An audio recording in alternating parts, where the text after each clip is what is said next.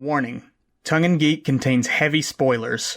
If you haven't read, watched, or played the content being reviewed this episode, know that we will definitely spoil major plot points. Also, this show isn't for kids. We use words like and and it would take too much time and effort to edit them all out. Please don't tell our moms.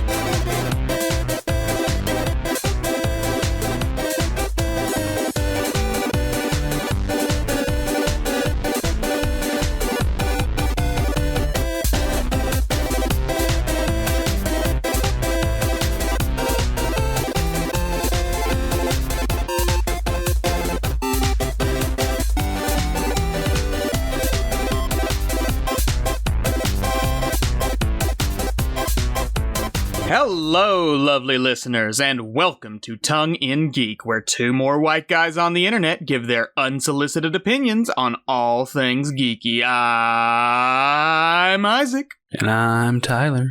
And today we're reviewing a select few episodes from three separate series. These series are Batman the Animated Series from 1992, created by Bruce Timm and Eric Radomski for Fox Kids. Its successor, The New Batman Adventures from 1997, created again by Bruce Timm and Paul Dini for Kids WB. And a few episodes from Superman the Animated Series from 1996, developed by, you guessed it, Bruce Timm again and Alan Burnett for Kids WB. We're only reviewing a few episodes from these series because they're episodic. These series are all episodic in nature, and we can't really cover every single episode in detail. Before we get into the background, I'm going to list the episodes we're reviewing, and if you think we left out something super important, you can blame Tyler. He picked them out. So, and Tyler didn't watch all the episodes. Yeah, like a punk bitch. Tyler set the assignments and then didn't watch them, even though he had months to prepare. There was a misunderstanding about the structure of the pod. So when Isaac gets to, let's move on to this episode, I'm most likely going to be like, I didn't watch that. So we're probably not going to go episode. I mean, we'll be pulling from these episodes, but Tyler's seen it's not going to be like a breakdown episode by episode review. No. We'll get into pieces from each. Tyler's watched the whole series before. This is one of Tyler's favorite series. This is just, I needed a few to contextualize the series, and Tyler was like, we'll just review these ones. Don't have to worry about watching 80 plus episodes. And I'm like, okay. And then you added some from Superman, and I'm like, okay, so we are just going to jump all over the place with this. Episodes I watched, and the ones that we'll be talking about here. From Batman the Animated Series, we have Two-Face, the two-parter, Season 1, Episodes 10 and 11. We have Heart of Ice. We have Beware the Grey Ghost. We have the two-parter Feet of Clay. We have Joker's Favor. We have Perchance to Dream, Robin's Reckoning, The Laughing Fish, Almost Got 'Em, The Man Who Killed Batman, Harlequinade, and Baby Doll. From the New Batman Adventures, Tyler only picked out Mad Love.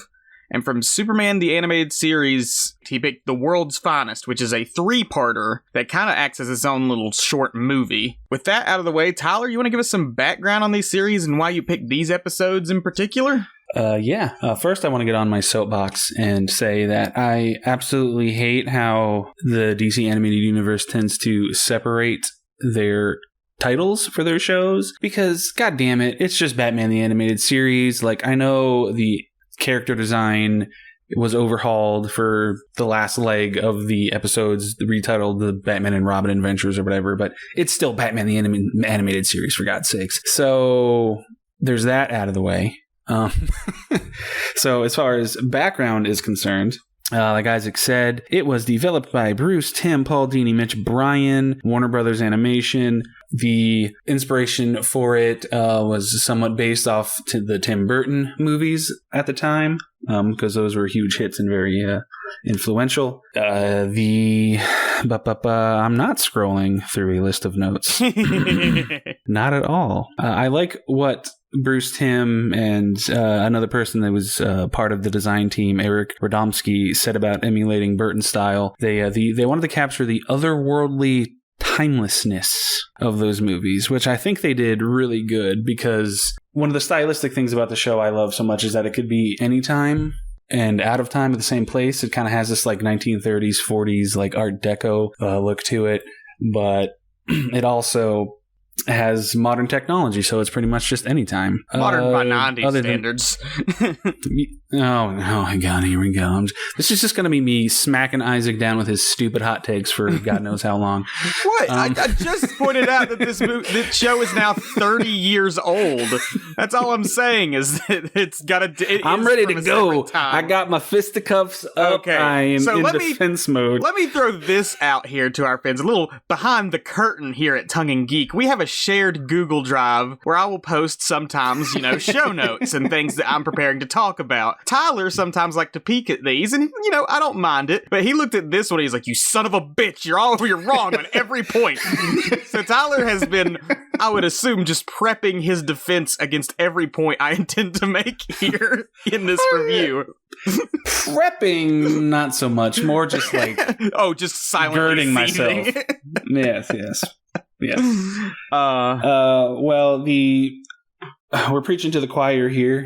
Pretty much everybody who's a fan of the character and a fan of animation, really, would know that this show has a stellar reputation, considered a high watermark of not just like superhero animation on television, but superhero storytelling outside of comic books in general. You find it ranked pretty much on the top 10 list of best animated shows of all time, anywhere, blah, blah, blah, blah, blah. Its reputation is gilded. Pretty much, its place on the Mount Rushmore is set. It's always interesting to talk to somebody who hasn't really experienced Batman the Animated Series or the DC Animated Universe at large. Isaac is one of those people. Now let me throw this out here. I do remember seeing some of this on Kids WB as a kid. I would watch episodes of the Justice League series and some of the reruns of Batman, but it wasn't like anywhere near the ones that I watched most. They were just like, oh look, Superman and Batman and stuff's on. I'll watch some of this. I didn't follow it. It was just, if I saw it on Saturday morning, I'd sit there and watch it while I ate my cereal. Okay, so you did have an awareness. I'm aware. It's one of the biggest parts of animation history. I'm aware that the DC Animated Universe exists. I'm a huge animation nerd. I'm aware that this series is lauded as like one of the greatest of all time. That's what blows my mind, because you're the huge animation guy, and I can't believe that you've never deep dived into Batman the Animated Series before. We have talked at length about Batman in our the Batman review. It's never gripped me in the way it grips you. I don't dislike it. In fact, I enjoy a lot of what I see of it, but I usually don't go seeking it out. And I can't tell you why. It's not that, like, I don't have a good reason to why I don't do it. It's just never pulled me in. It's like, oh yeah, this Batman thing's good, and then I kind of move away. And then if a new Batman thing shows up, and usually you or somebody else will be like, man, you gotta check out this new Batman thing. I'm like, yeah, okay. Like, I have nothing against it, but I'm not going to go seeking it on my own. You have to be the Batman stan that I am. If you're not equal parts Batman stan as me, then you are on the wrong side of history. But anyway, let me jump ahead here, because we're setting the tone for Isaac having some hot takes about the show.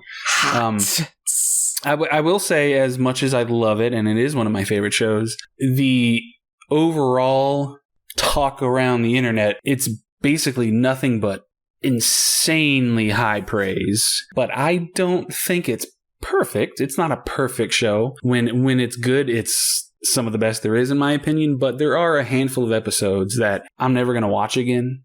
So it's not like this just hit after hit after hit with the episodes. Actually, if we're going for pure streamlined quality sake, I think the Justice League show actually has it beat from episode to episode, starting from season 2 of Justice League all the way through Justice League Unlimited. I think that is the height of DC Animated Universe storytelling. But like I said, for a foundational show like this, to premiere in the early 90s and to do what it did, I still think it holds up as well today as it did back then. Well, let's start with this talking point, because this is where we're going to have our first moment of contention, and you may or may not have read this in my notes, but I have a stance that's probably very, it's a pretty hot take. A lot of people will disagree with it, but I believe that there is a sort of classic syndrome where you can have films or series or books or comics or whatever medium that are foundational to the way that we understand them today that are not as enjoyable because of how influential they were. Because you can see the tropes that they established in everything since. And you can see how everything since has, developed those tropes further, have explored those tropes further, have subverted them, have played with them in new and exciting ways that, just couldn't have happened when the original series aired. And I feel that Batman the Animated Series sort of falls into this because I see a lot of stuff in it that, modern cartoon, a lot of the things that it's lauded for, willing to tackle dark, heavy themes and willing to be a more serious, less silly series, willing to, show graphic violence and stuff, all while still technically being targeted towards a younger audience. All of these things it's lauded for exist in modern animation, child-targeted animation, but because this is so foundational, I've seen other series take these ideas and push them further and develop them in what I would consider more interesting ways than what we see here in Batman the Animated Series. Yeah, this is a conversation that could be kind of its own pod episode in general. Could. And I think we've had sort of this contention before, because you've shown me a lot of stuff from the 80s and such, and you have a big nostalgia for the 80s, but I watch something from the 80s and all I see are the tropes that they established and how they've been played on since. Like the movie Alien. I'm going to throw this out here. Not an 80s movie, came out in 1979, but whatever. Go on. Whatever, close enough. A lot of the movie Alien, I saw it and I thought, okay, it was a good enough space horror film. I've seen literally every space horror genre since then do all of these exact same tropes, and you were furious with me for not appreciating how subversive and nuanced and incredible this film was. It's I get that for the time period, yeah, sure, but everything since then has taken a page out of Alien's book and done Alien. See, this is this. I mean, this can let's have this be an Alien pod for a couple minutes. I wasn't furious. I was very shocked that you didn't pick up on so much of the subtext that's in the film. Okay, don't play this fucking card of you're too dumb to get it. I'm not playing that card necessarily because no, it's just subtext to your argument here. No, what? No. God damn it, shut up. Let me talk. The story, the plot of Alien wasn't new even when it came out. It had found inspiration in all kinds of stuff dating back from movies from the 50s and comics from the 50s and things like that. That's not what makes it good. What makes it good, to put it short, is how it was made and a lot of the subliminal themes and messages that the movie conveys that people have discussed and studied for over 40 years since it's come out.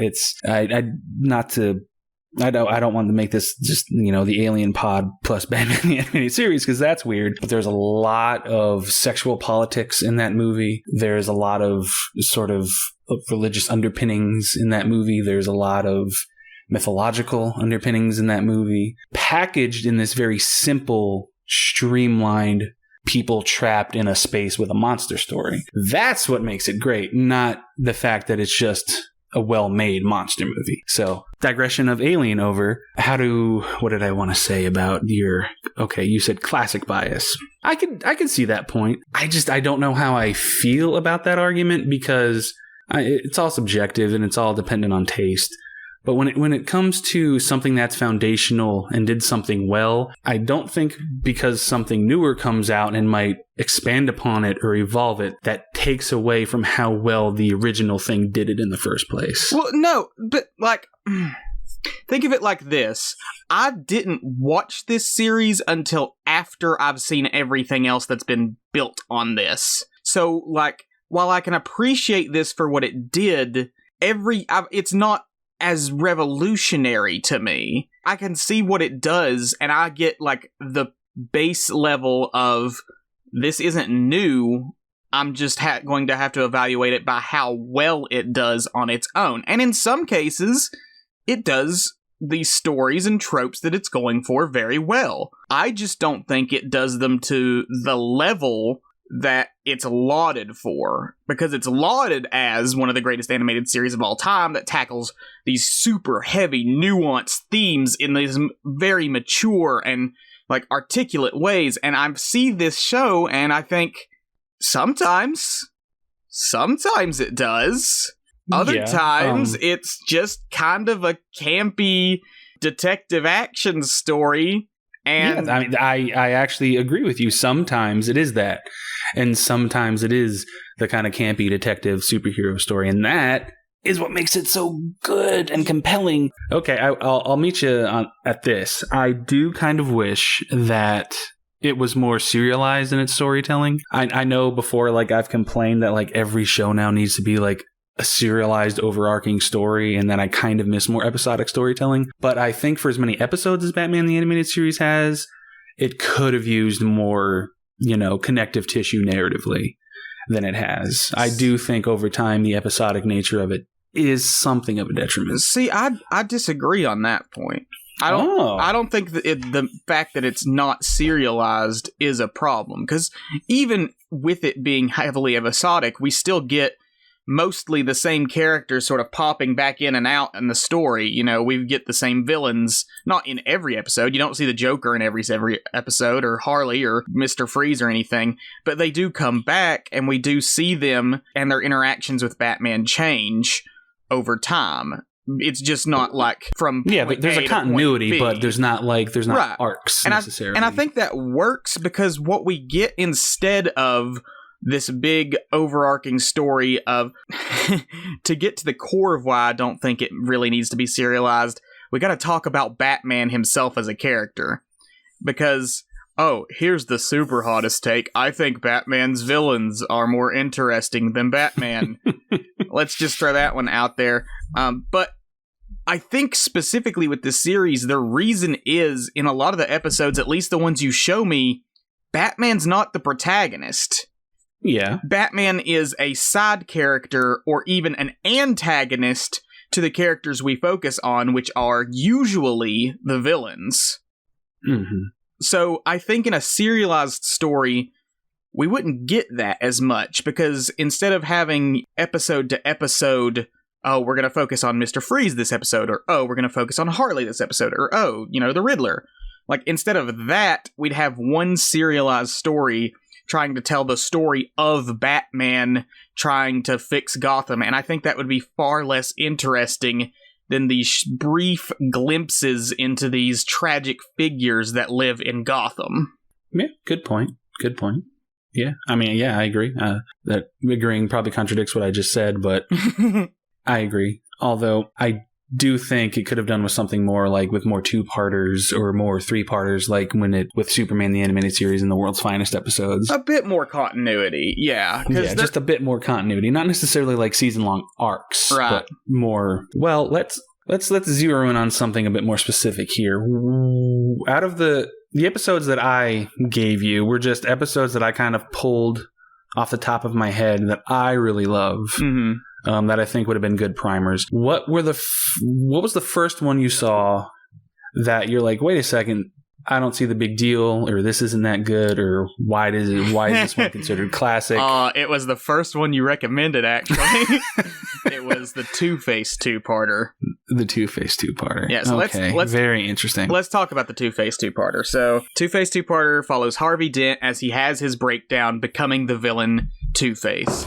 We get his whole deal where we learn that he was, bullied as a child, and he now has like a subconscious personality called, I think it was like Big Bad Harvey or something. Big Bad Harvey. Yeah, it was basically sort of a Hulk comparison. That's what I'm going to compare it to, is just like, you've got because of your childhood trauma, you've developed this split personality, and one of them is just based entirely on your anger. This two-parter shows his fall from grace. It's funny because his love interest is called Grace. This is Grace. But, I don't know, it just didn't hit me like I thought it would, because we start the episode and he's trying to arrest this one particular crime boss. You see him just getting angrier and angrier that he's like not able to do it, and like he's getting all this external pressure and, you know, external judgment from others that just pushes him further and further towards this split personality. But it just feels, it's not even bad, it just doesn't, it's hard to put into words. I pulled up the Hulk for a specific reason. I love the Hulk. The Hulk's my favorite comic book character, whereas Batman is your favorite comic book character. With the Hulk, when we like explore this sort of idea of a split personality, another part of ourselves that represents a very specific aspect of our personality, specifically anger in this context, you have to sort of explore the nuance of what anger is and whether or not it's good. And maybe even leave that a little gray. With Two-Face, it's really just Harvey's anger turns him into a monster. Like, it's just he becomes this full-blown criminal. Literally, in the second part of this, he starts out as a criminal robbing banks in order to fund his, like, endeavor to take down this crime boss and everything. It's just this immediate drop into, I'm giving up all of my morality, I'm giving up everything that I was as a person to just become a villain now. And it sucks the sympathy out for me. I felt that, I think that's the main problem I have with it, is that I didn't have enough sympathy for Harvey Dent as a character here. The pain that he's enduring of like trying to hold himself together, and like his status as a good person before his breakdown into Two-Face, it didn't hit me. I didn't care enough about Harvey for his fall from grace to matter. Interesting. Okay. Full disclosure, this is one of the ones I haven't watched recently, so I might be a little vague on my details here. But what I like about it is how sympathetic they managed to make him in a short period of time. If I remember correctly, I think one of the first scenes of part one is he's having a nightmare about, you know, Big Bad Harv. You just hear like the voice that's going to be his Two-Face voice, you know, Harvey. And he's flipping a coin, and like there's a shaft of light just highlighting the hand flipping the coin. And you really get the sense that Big Bad Harv is something that's knocking at the door of his consciousness. You know, he's coming, and Harvey doesn't know how to cope with it, doesn't know how to deal with it, and it keeps rising to the surface. Big Bad Harv has come in at the worst possible time in his life, in his career, because he's got grace. He's working on this huge case as the DA with the GCPD. So I think it does a really good job of establishing that like he's gonna lose it, and he doesn't know how to rein it in. That the final shot of the episode of him like turning in like from the darkness, and then the lightning illuminating his face, and he just has this tragic like look on his face. It's so good. And if I remember correctly, part two has a time jump, right? He's like been Two-Face for a while in part two. Like yeah, he's been robbing a few places in order to fund his war against Thorne, I guess is the crime boss's name. Yeah, Rupert Thorne. I guess I could kind of see how you feel like it's just he went from good guy struggling with something to absolute villain. It's not even necessarily the descent itself. It's the fact that I don't really know shit about Harvey Dent other than this struggle. Like, we just jump into Harvey Dent is now a bad guy but like, I needed a little more time to take the movie The Dark Knight, for instance. In that one, we're seeing Harvey Dent as a character throughout the entire first half of the film as this DA who's trying to, you know, keep Gotham in order. He's trying to, like, get rid of the criminal element in Gotham. And, like, we have the whole first half of that movie to be endeared to Harvey before his fall from grace halfway through the film. Here, it's like the first 10 minutes of the first episode, we see him kinda as a good guy, but already slipping, and we just don't see enough of, like, I don't want Harvey to stick around is the thing. Is like, I want to just go ahead and see Two-Face. That's sort of the problem, is that I'm not invested in Harvey Dent staying as a good guy. Okay. I mean, I don't even know how to argue against that, really. It's just kind of a foundational thing that doesn't work for you that works for me. But it's very ironic that you bring up Harvey in The Dark Knight, because that's one of my hot takes, is that I could give a shit about Harvey in that movie. The entire dynamic between him, Bruce, and Rachel, I do not care. And I don't think that movie, as long as it is, does a good enough job at establishing where the Two-Face of it all comes in.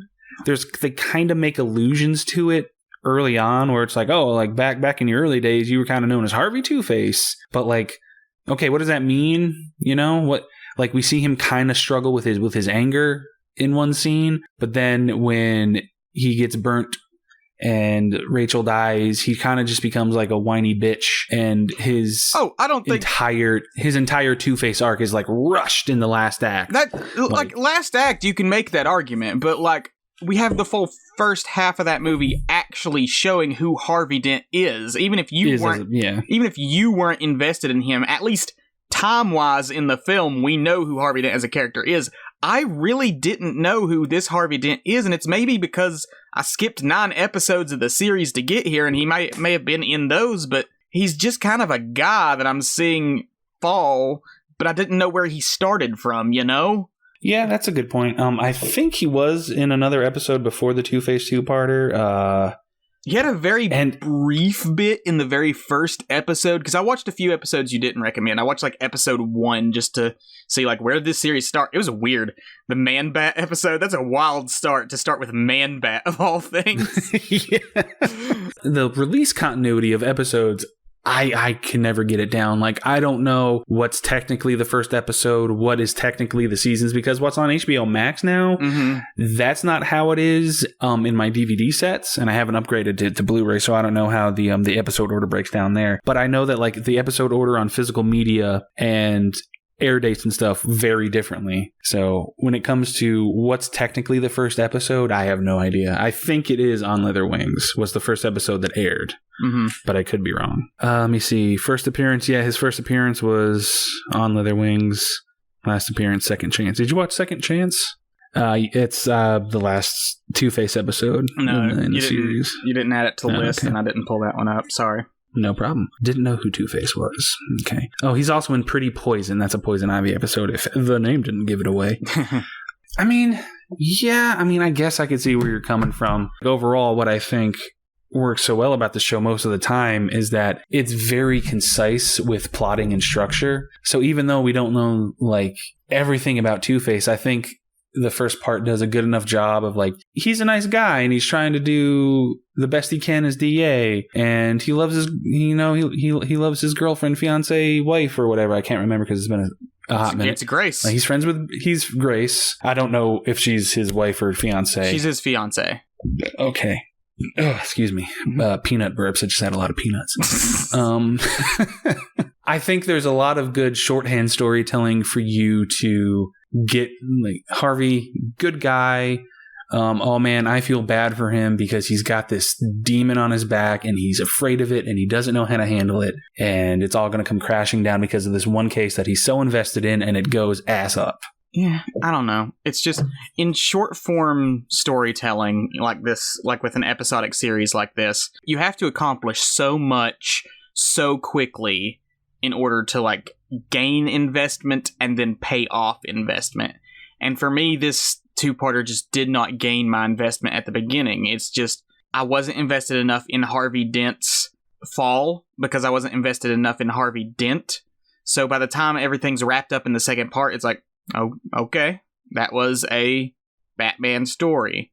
I will say that I've noticed a lot of these, specifically these episodes that focus on villain origins, follow pretty much the same formula. It's person who is wronged by some specific element of society, usually someone in power, ends up having something traumatic happen to them that usually disfigures them in some way, and then uses their new identity to try and harm that person while Batman tries to stop them. Okay. And it's just like, that is the formula of every single villain-centric episode.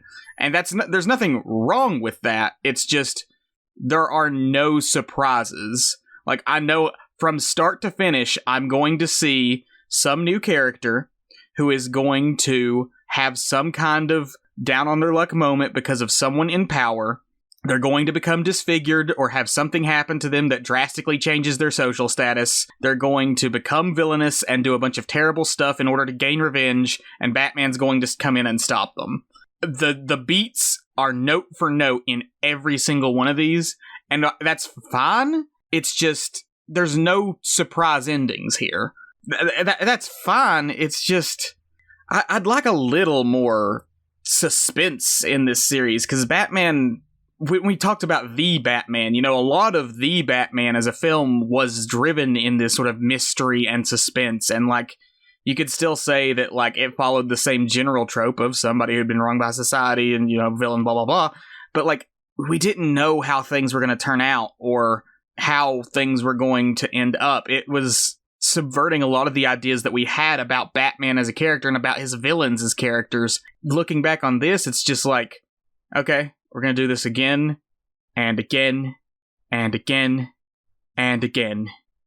Yeah, I mean, that's a good point. I think with animated shows in particular, especially older ones, you have to kind of know to expect formula and just be like, well, I'm going to be strapped in with, the formulaic nature of what they're going to, go with here. It's only recently that formula has been managed to be, broken in especially children's entertainment on television. Mm-hmm. You mentioned before how the series is considered so groundbreaking for tackling serious themes, dark themes, yada, yada, yada.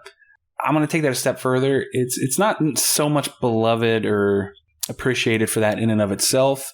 It's beloved because of how elegantly it does those things. Even though you don't see a lot of on-screen death or bloodshed or anything like that, you never feel like the show is necessarily talking down to the audience. You get the sense that a lot of thought was put into how is this going to be entertaining for kids and adults.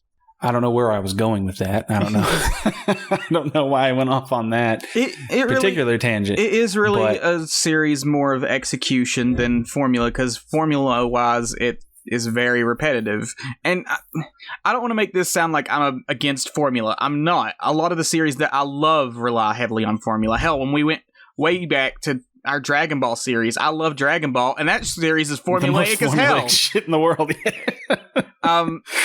But with a formula, it's really going to come down person to person whether or not they can get invested in a formula. And if you can't get invested in a formula and the series does that formula over and over and over and over again, then it weakens it. And I'm not against this formula of, villain something, all the what I said earlier. It's just, I brought this up when we talked about the Batman, and I talked about it as a theme that was possibly problematic in Batman as a franchise as a whole.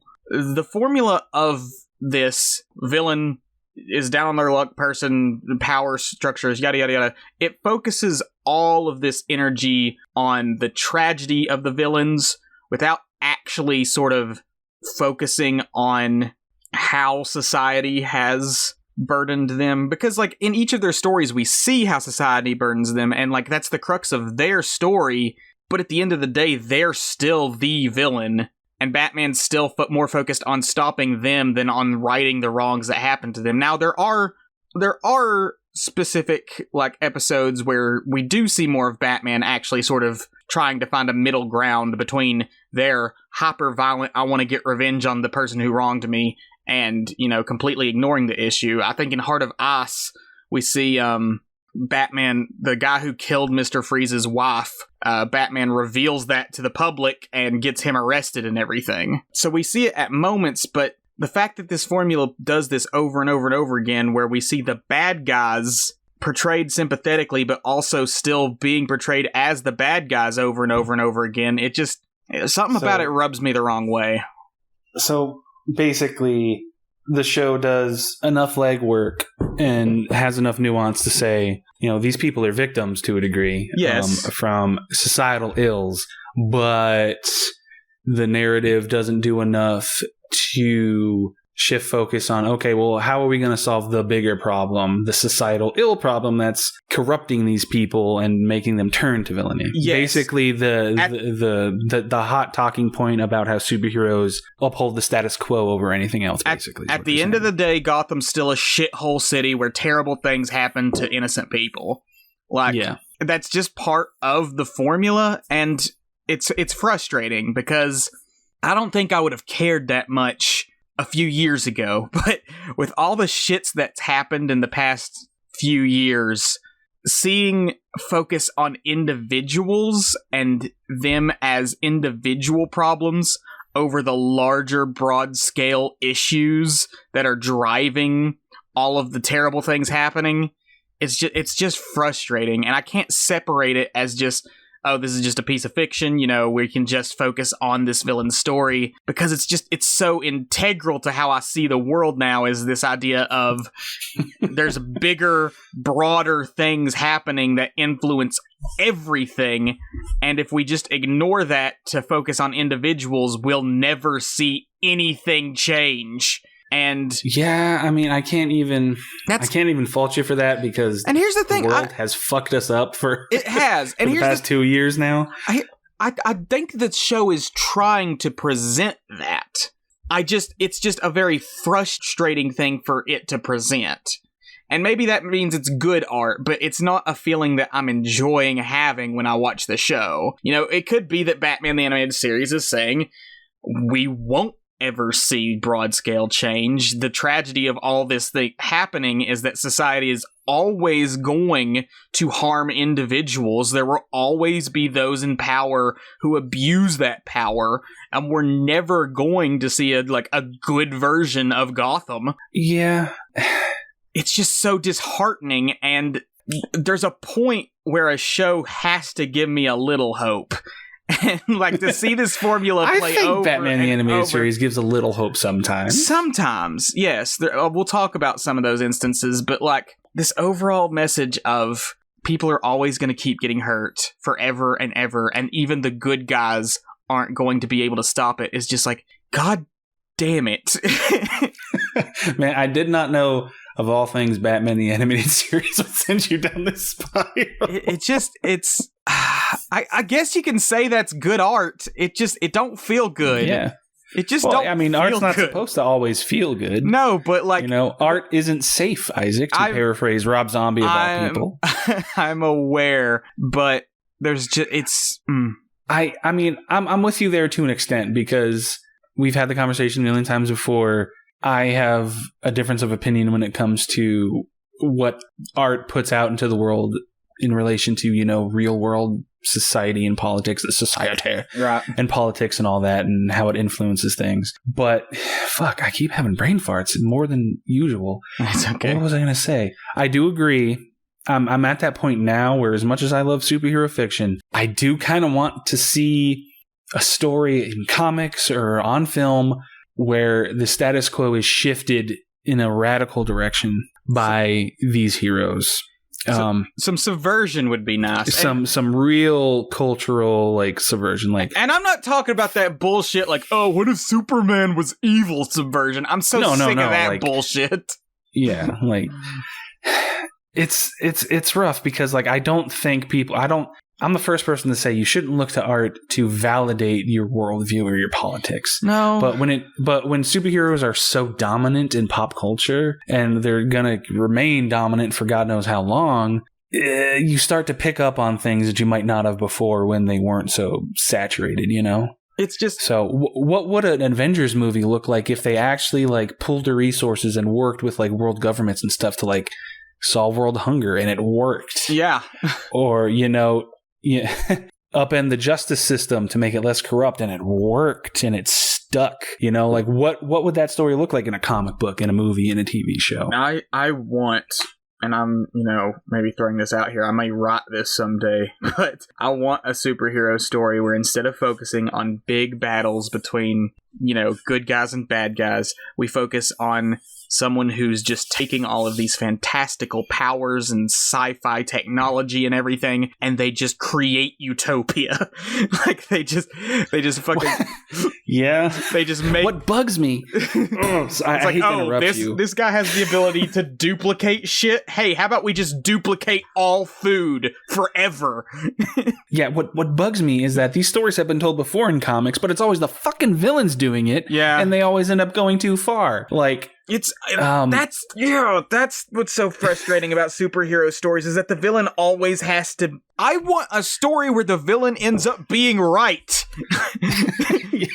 And I'm not talking about this Watchmen bullshit where it's like, I killed a whole bunch of people so that everybody'd stop killing each other. That's insanity. I want like a genuine story where like a bad guy's like, I'm stealing all of this technology from super rich billionaires and I've created utopia, and the good guys are like, well, you're stealing, so we have to stop you. And then he's like, no. Just like, God damn it. Just. Yeah. Black Adam is one of my favorite DC villains. Mm-hmm. And he has some great stories in comics. And one of them is in a comic called 52. He does all this amazing shit for his country, Kahndaq. But of course, he's like a dictator. Like he swoops in and he diverts a river to his people so they're not in drought anymore, and it becomes this like fertile, beautiful land, and the people love him. But he's a dictator. Sort of Dr. Doom-esque, where it's like... Yeah, and it's like, why are all like the characters in superhero stories that really affect YTL change? Why are they all also fascists? Why are the fascists? You can only affect broad-scale change if you're a fascist. You're a fascist. It's frustrating. It's frustrating. It is frustrating. But anyway, that was a big sort of ethical dilemma that we just jumped into. We tend to do this. We do. On the pod. This whole episode might end up just being a long nerd ethics. Okay, well, that was the Two-Face two-parter was one you weren't too impressed with. Is there another one that I gave you that you're like, why did he recommend this one? Okay. Oh God, there is. The two lowest ones that I did not care for.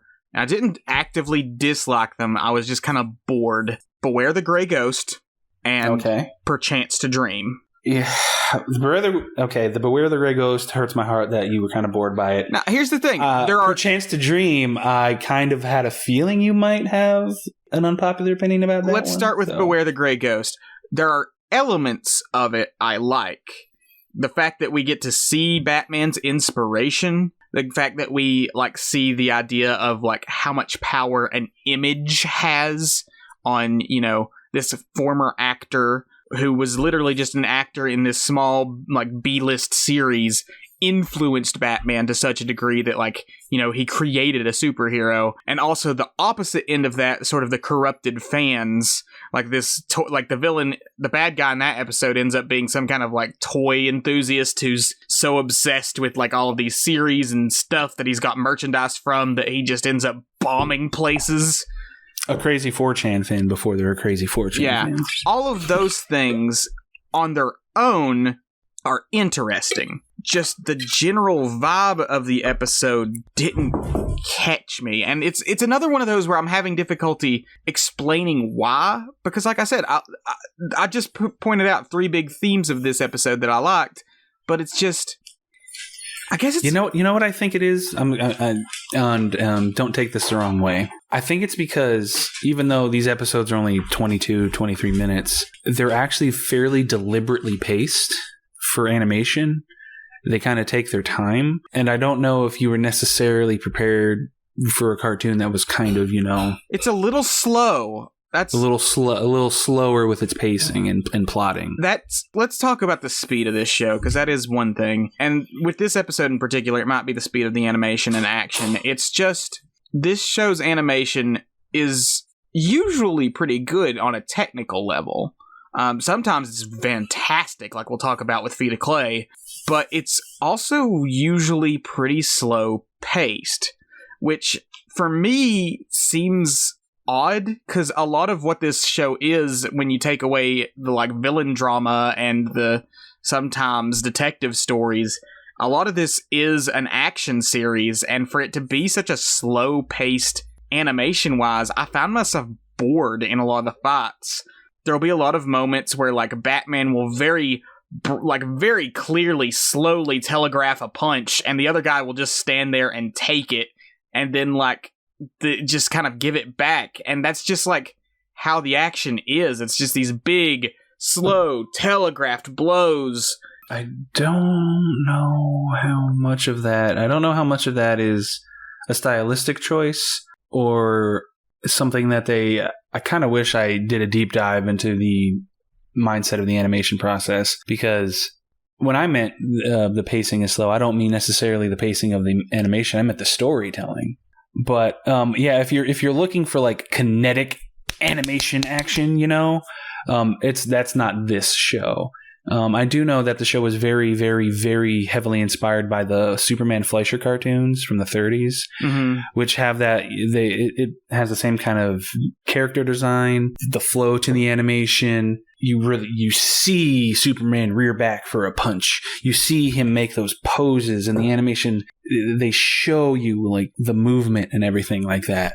So I'm going to go out on a limb to say those punches that you see telegraphed and stuff like that, that's a stylistic choice more than an animation limitation. I don't know. That's what I'm saying. I think the show is going for that the dynamic visual element of that. I don't think it's a shortcoming on a technical sense. That it's like it's done well on a technical sense. It doesn't work for me because I've seen series do fast, high-paced, super high energy action that's still very well animated, and it gives me much more of a fuck yeah feel to it. Whereas with this, it's a lot more of the slow, like, dramatic hits, like, oh, Batman's rearing back and bam, he knocks this guy in the face, but then, like, oh, that guy pulls out a gun, so, oh, wait, he pulls a batarang, and whoosh, whoosh, whoosh, smack, it goes against the hand. And it's like, that, I get that's what they're going for, but it just feels... Just move out of the way, dude. Like, man, you're making me wish I was just watching the show now, because I'm hearing the sound effects of the hits that I love so much. The impact, just whap, this meaty, just boom, and just the sound of the gunfire in the show is iconic. Just, I'm glad this style works for you, and this isn't like a more criticism on my end. It's just more of an explanation as to why I wasn't sucked into the action in this series. The action, for the most part, doesn't do it for me because of this slow sort of animation style. Oh man, I don't know what to do with you sometimes. Beware the Grey Ghost. Of course, everybody, Batman the Animated Series, it's also lauded for its atmosphere. I love the beauty of the explosions in this episode. It sounds weird saying these explosions from these terrorist acts are but like I love the use of sound in this episode. You hear the of the car, because he's using these toy cars to blow up these buildings. You hear that, and then there's like a ticking, and then there's a kind of like a beat of silence, and then this coffin is just, and just the way the fire blooms and just the way it moves, it's animated. It's such, for a TV show in the early 90s, there's some gorgeous imagery in this show, like front to back. It's so moody to look at and so full of just like this beautiful darkness. Let me say, background wise, this show's fucking phenomenal. Everything is like this dark, brooding.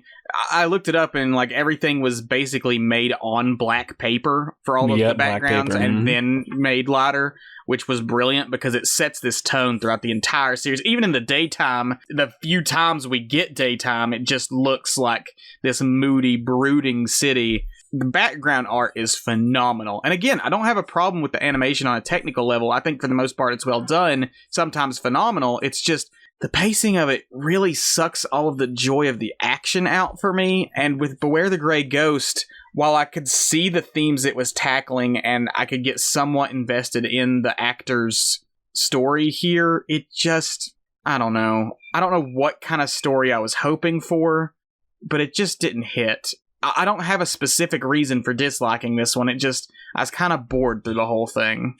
Okay, another impasse here. Okay, so Perchance to Dream. Perchance to Dream. The one I figured you might not like because of the tropes it uses. Yeah. Am I onto something here? Yeah, you've nailed it. It's on the head. Okay. we've done the perfect dream trope to death in fiction. Every series does the perfect dream trope in like one form or another, where the hero, who usually a hero with a tragic backstory, has suddenly everything they ever wanted given to them, usually by the villain as some sort of trap, and the hero has to give it all up in order to do the right thing. Let's talk about Batman as a character. Okay, because Batman as a character is why I think the episode works, even though it's tropey.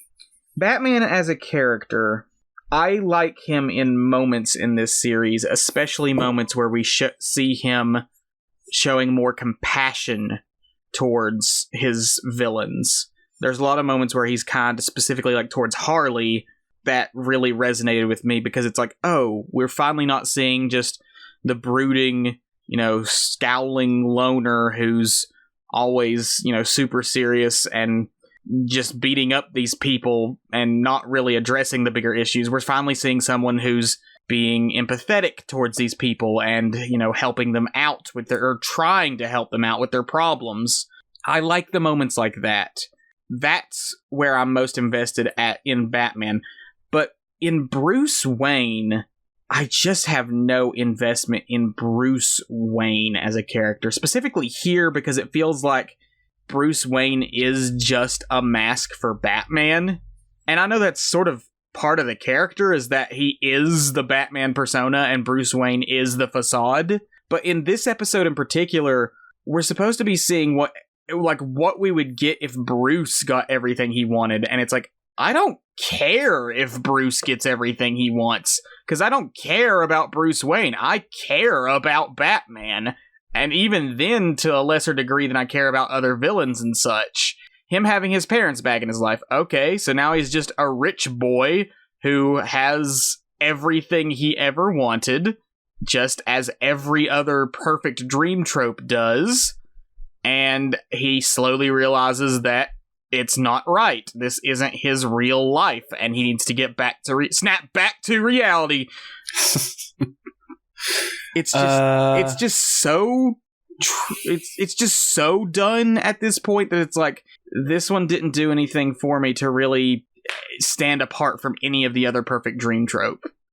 Yeah, I agree with you to an extent in that the story itself, the narrative, doesn't do anything new with the trope. But I like what it says about this particular version of Batman and about, Bruce Wayne kind of being the mask for Batman. I don't think that necessarily makes Bruce uninteresting. That just makes Bruce more interesting because we have to see what Bruce is like when he's not in the cape and cowl. What I like about what Perchance to Dream does is that there comes a point in the episode where Bruce just kind of accepts it, which, the trope, the person always accepts it. But when it's Batman, people have, certain interpretations of the character, what he would do, what he wouldn't do in certain situations, his outlook, his mindset. I like that this episode shows that there's a piece of him that is still eating away at him, that maybe, he doesn't want to do this, that he kind of still wishes, that he's not on this crusade, and that he was just, Bruce Wayne, the playboy with his parents, still alive, and he has it on easy street. I like that. I mean, it doesn't really dive into that too heavily, but it's there, and it's interesting to see. And of course, I'm a sucker for doppelganger kind of stories, and I like that he's still Batman, even though he's not in the cape and cowl the entire episode until the end, basically. And I like how he just knows if he finds the Batman in this dream, then he's going to get the answers he needs. So he's still Batman basically the entire episode, just out of costume. I will say that was, and I really like that. I will say that was the one part that interested me, was that we get, in this perfect dream of his, there is still a Batman. That part was interesting and different.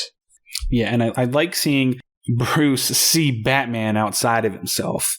It actually kind of paints Batman in a scarier light when you see Bruce Wayne over there across the street with Selina Kyle, but there's Batman on the other side. You're like, oh shit, this is this is what Batman looks like to other people. So seeing Batman framed through the eyes of a civilian Bruce Wayne is really cool and really interesting. It's the spoilers for this episode that's 30 years old. The Mad Hatter is the villain. There's some kind of, contrived fuckery like, oh, he won't know that his identity is Bruce Wayne because of the way the machine that he's using on his head works, blah, blah, blah. But whatever, that's just kind of glossed over. Excuse me. I like how angry Batman is when he wakes up and he's just like, why did you do it? I like how he couldn't contain himself in that moment, contain his anger. He's not like the kind of stoic badass of just like, I gotta stop the villain. The Mad Hatter got to him with this dream machine thing. Yeah. And I like how that all just kind of comes out in that one question, why did you do it? Because he liked where he was at in that dream for a minute. He just couldn't let well enough alone because he knew because the illusion was shattered too easily. I think it's a really good version of the overused they're in a dream with the perfect life trope. Okay. Well, agree to disagree on that one. Let's get to some I like. Okay, yes, please. I don't want it to sound like that I dislike this series. There was a lot in this series I really enjoyed. I can't say if I like the series overall because I only watched like maybe a third of it or a quarter of it at best. But there's a lot. Yeah, I do kind of regret not giving you more Rex for the new Batman and Robin adventures because I watched the other Clayface one in that. Oh, I liked one of my favorites. I liked that one. Love that episode. Good segue. Let's talk about Feet of Clay. Feet of Clay. This was one of my favorites. I really, really enjoyed it. Partly going back to the animation element, I feel like that slower pacing works good with Clayface because he's this big hulking brute, and they really went all out with how detailed his body is. He could have just been this big blobby figure, but instead he's got all these weird contours. He's constantly dripping. His body meshes when it hits the ground, his feet mesh against the ground in a specific way. When he reshapes himself, there's this big dramatic swirl of the clay. This is one of if not the most beautiful episodes, just with the level of quality and the fucking ending. God, where he's going back, he's having a mental breakdown, switching between all of these different roles he used to play. It's so cool that him swapping against his will as he's changing form just over and over. This horrific, almost Akira-like way his clay just juts out and he's got a part of his face showing and the rest is still clay. It's really beautiful. Yeah, and it's genuinely intense. Yeah. And horrific, especially for an animated show that came on, for kids. I would say, and I think you would agree, that the animation in this episode is theatrical quality. Yes, absolutely. In its execution. It's beautiful animation in this one. It still blows my mind just how pristine and fluid it is. Yeah. What else? And Ron Perlman is the voice of Clayface, which is awesome. Yeah. What else I like about this one is with the villain origin story episodes, a lot of them, like I talked about with the formula, is that they start out as these very sympathetic figures that are almost a lot of the time, specifically with Heart of Ice, they're total good guys. And then something tragic happens to them. They're abused by some element of society, and they get turned villain. With Feet of Clay, I feel like his descent into villain is a lot more believable because, what is Clayface's real name? What's the... Matt Hagen. Matt Hagen. Matt Hagen's kind of a jerk. He's not villainous by any means, but he's very caught up in his own ego. He's using this, substance, this clay, that lets him reshape his face and hide this horrible scar he got in his past. And you feel bad for him because, yeah, he's an actor. He wants to keep acting. And if anybody finds out that he's got this horrible, freakish scar, it's not going to let him act anymore. Or if he does, he'd only be cast in, monster roles and stuff.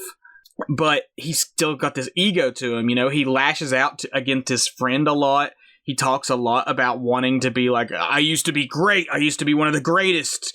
He's caught up all in himself. And when we see him turn to a bad guy, it's more believable because while we do have sympathy for him as a person, we also recognize he's not really a good person. Yeah, he's a bit of an egomaniac jerk. Yeah, so like, there's a good balance here of, like, I am sympathetic for his plight, but I am also more willing to believe that this person could become villainous than with some of these others, like Mr. Freeze, who dedicated his life to helping people with diseases, then decides to go on a killing spree because his wife dies. Are you having a hot take right now about Heart of Ice, what is widely considered the best episode of the series? No, it is. It just... God damn it, Isaac. It's just such a drastic fall. That's part of the problem with this trope that keeps happening over and over with the villain fall from grace, is that some of these people seem to be genuinely good-hearted, nice people, and then they become total monsters. You can do that, but you have to make me believe that fall, and I don't a lot of the time. Mr. Freeze becomes a total sociopath. He goes from being someone who's deeply interested in humanitarian efforts to being a total sociopath who cares nothing for human life. Like, yeah, but it's not just a mental flip of the switch. It's also because of the chemicals that he was exposed to. But that's still a narrative explanation for what is an emotional center. We can add, like, oh, the chemicals changed him. You could say that for a lot of these villains is like, oh, the substance changed them. But that doesn't change the fact that I'm watching somebody who 1 second is a total good guy become a killer and monster the next. Did I lose you? Okay. I thought I lost you there for a second, but you're just, like, fuming silently. No, I'm trying to think of what I wanted to. If I wanted to just go to Heart of Ice, which unfortunately I haven't seen in a while, so that's another one I don't know the nuances of. Or talk about Feet of Claymore. I want to talk about Feet of Claymore. Let's talk about Feet of Claymore, because I really like this one. I love Feet of Clay so much because I'm a monster kid.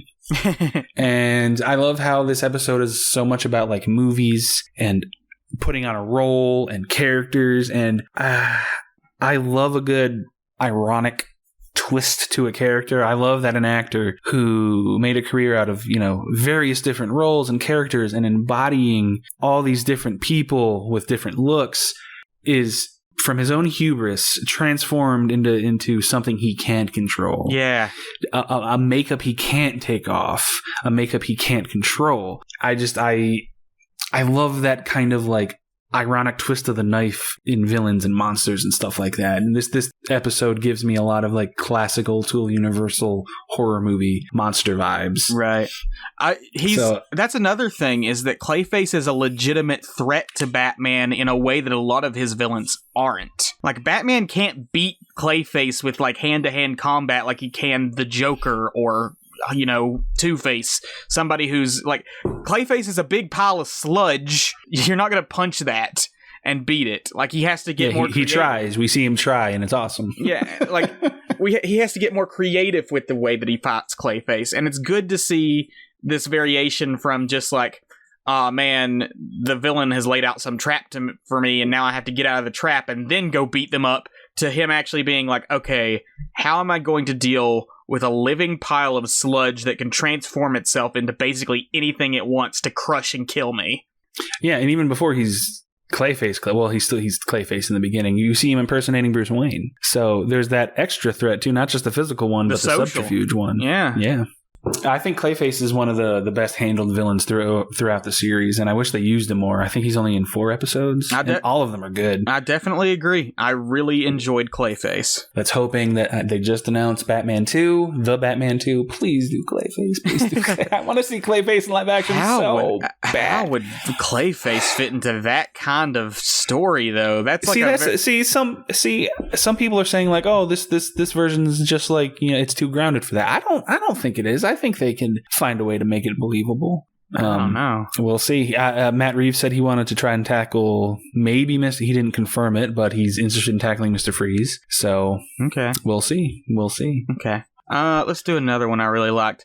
Joker's Favor. I really like Joker's Favor. Love Joker's Favor. Yeah. This one's just so fun because the Joker is such an ass to this random guy on the road who's just having the worst day of his life. This random guy, Charlie Collins is his name. He's in heavy traffic. He's had a bad day at work.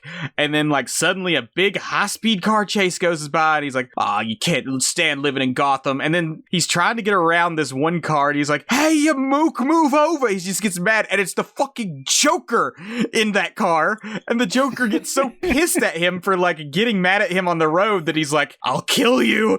And Charlie's like, please don't. I'll do anything. He's like, okay, I'll let you live if you'll do me a favor. And then he leaves him alone for like 7 years or something like that. And then he's like, hey, Charlie, I got a favor I need you to do. It's a perfect example of how completely insane the Joker is with his whole, like, I'ma just fuck with people for the sake of doing it because I find it funny. And it's a great arc for this random one-off Charlie character because he goes from being some random schmuck who's having a bad day to someone who can stand up to the Joker by the end of the episode. I like that this show can go on left turns like this because this iteration of the Joker, voiced iconically by Mark Hamill, is considered one of the best for a reason because the Joker, a lot of the times, especially in modern day writing, a lot of the times writers just kind of be like, okay, how completely fucked up and gross R-rated can we make the Joker? Yeah. Which a lot of the time works well and is awesome, but some of the times it's just like, for me personally, like, okay, I've had enough of like extreme edge Joker. I think we can trace that sort of to like the Dark Knight and Heath Ledger is like, we saw this totally violent, like scary version of the Joker on the big screen that everyone saw and they're like, oh man, that's the Joker we know. And then it's like, okay, let's really push that as far as we can. Yeah. Here he's fun. Yeah, I'd probably trace it back to The Dark Knight too. Like, man, this episode's not going to be popular. We got you over here with all your scalding takes on Batman the Animated Series. I've been talking shit about The Dark Knight, not about the Joker in The Dark Knight. I think Heath Ledger's amazing, but it's not going to be unpopular. People love to argue on the internet. They'll see this episode and they'll we may get our first like fan responses on this one because people are fucking. Did you hear this stupid podcast that nobody listens to? This guy's over here talking about how BTAS isn't that great, and the other guy doesn't like The Dark Knight. What the fuck is with these people? Fucking idiots. The Joker in Batman the Animated Series. What makes him so amazing is that they find really good ways to highlight how completely insane and evil and manipulative he is without the crazy violence because they couldn't show it. So they have to get across how completely unhinged he is. And this episode is a perfect example of that. And without losing the silliness too.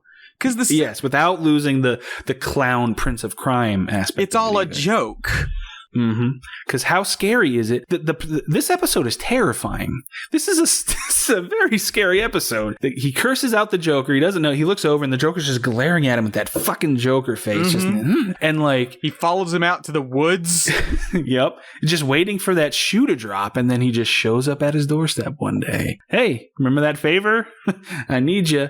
Like it's such a good way to make the Joker threatening and scary without overt violence. He threatens to hurt his family. He does all kinds of terrifying, like, real world stuff that you could make a super dark thing about. But at the same time, his whole deal is that he's pissed that Commissioner Gordon didn't invite him to, like, his big police gala. So he decided, I'm going to call up this one guy that I terrorized 5 years ago, and I'm going to have him help me wreck this gala and, like, kill all these police officers. Oh, it's so good. Also the first appearance of Harley Quinn ever. Yeah. It still blows my mind that this show created Harley Quinn because of how much of a juggernaut she is in pop culture today. I'll throw this out here. Harley Quinn it's not just great that this series created her, but the stuff that this series establishes for her as a character, she is my favorite character in this series. She's maybe not my favorite Batman character overall, but like this series does so much to not only just establish who she is, but to explore her character in depth. everything you need to know about Harley Quinn is here in this series. Yeah, and let's just take a minute to acknowledge how ballsy it is to introduce a new character in an established lore and continuity. And not just a new character. Like Batman. A new character that is going to be in a lot of stuff because they are connected to the most famous Batman villain. It's not just like, hey, we have a sidekick for the Joker. What? A girlfriend sidekick? Like, on paper, none of that should work. That's like a Miss Pac-Man thing. It's like, what the fuck were you thinking? Yeah. It's like the Poochie from The Simpsons thing. Like, it shouldn't work. But it does, and it works amazingly well. Even in this episode where she's really just sort of another goon, we get like that dynamic of her being, totally infatuated with the Joker, him being very abusive towards her, but also giving her just enough affection to keep her totally infatuated with him. Like, even in this episode where she's basically just another face amongst the goons, there's so much character being shown and happening with her. And her character design is amazing and iconic. So iconic. I think the animators have to have given her preferential treatment because she's always animated so well. Yes. She's always just so bubbly and flamboyant and bubbly cartoonish. And Arlene Sorkin, who's the voice of her, is just as good as Mark Hamill is as the Joker. Oh yeah, without a doubt. Mm-hmm. I think I really actually haven't thought about who my favorite character is in the show, but I mean, yeah, it might be Harley for me too. It's because she's hilarious, she's sympathetic, she can also be threatening when called for. At least what we've watched for this episode, she seems to be the villain that gets the most exploration. Every other villain's journey seems to be limited to their origin story and maybe at some point down the line a fake out redemption story. With Harley, we get her character examination every episode she's in. She's not just Harley Quinn in every episode. She's not just a goon for the Joker in every episode she's in. She's someone who is deeply infatuated with him, dealing with this very toxic relationship she has with him, and you see it every time the two of them are on screen together. Mm-hmm. And sidebar, this is also the germination, the seed, if you will, of the Harley and Ivy ship. This episode? Not this episode, the show. Oh, yeah. Yeah, I picked that up on an episode that I watched. That wasn't Harley's Holiday. It was Harley and Ivy. It was actually called Harley and Ivy. Yeah. Mm-hmm. And I honestly totally see it. She did. Yeah. I totally get why that ship started here, because it's pretty heavily implied that they're really enjoying each other's company. More than you would expect, too. Again, for a show that's 30 years old. Mm-hmm. It's not like fans just extrapolating any sort of thread that they can. It's pretty there, which is really cool. Mm-hmm. A note that you had on your notes that I will agree with, that I wanted to touch on, is that I think you put it in parentheses, I kind of ship Harley and Batman. Yes! Me too! I've always kind of shipped Harley and Batman. What episode was that? That was Harley's Holiday. Harley's Holiday. Because it ends with this it's one of the redemption episodes. Spoiler alert, I actually looked up some of this with the other characters. None of the villains actually end up being redeemed permanently. They all end up going back to Arkham because they all fail.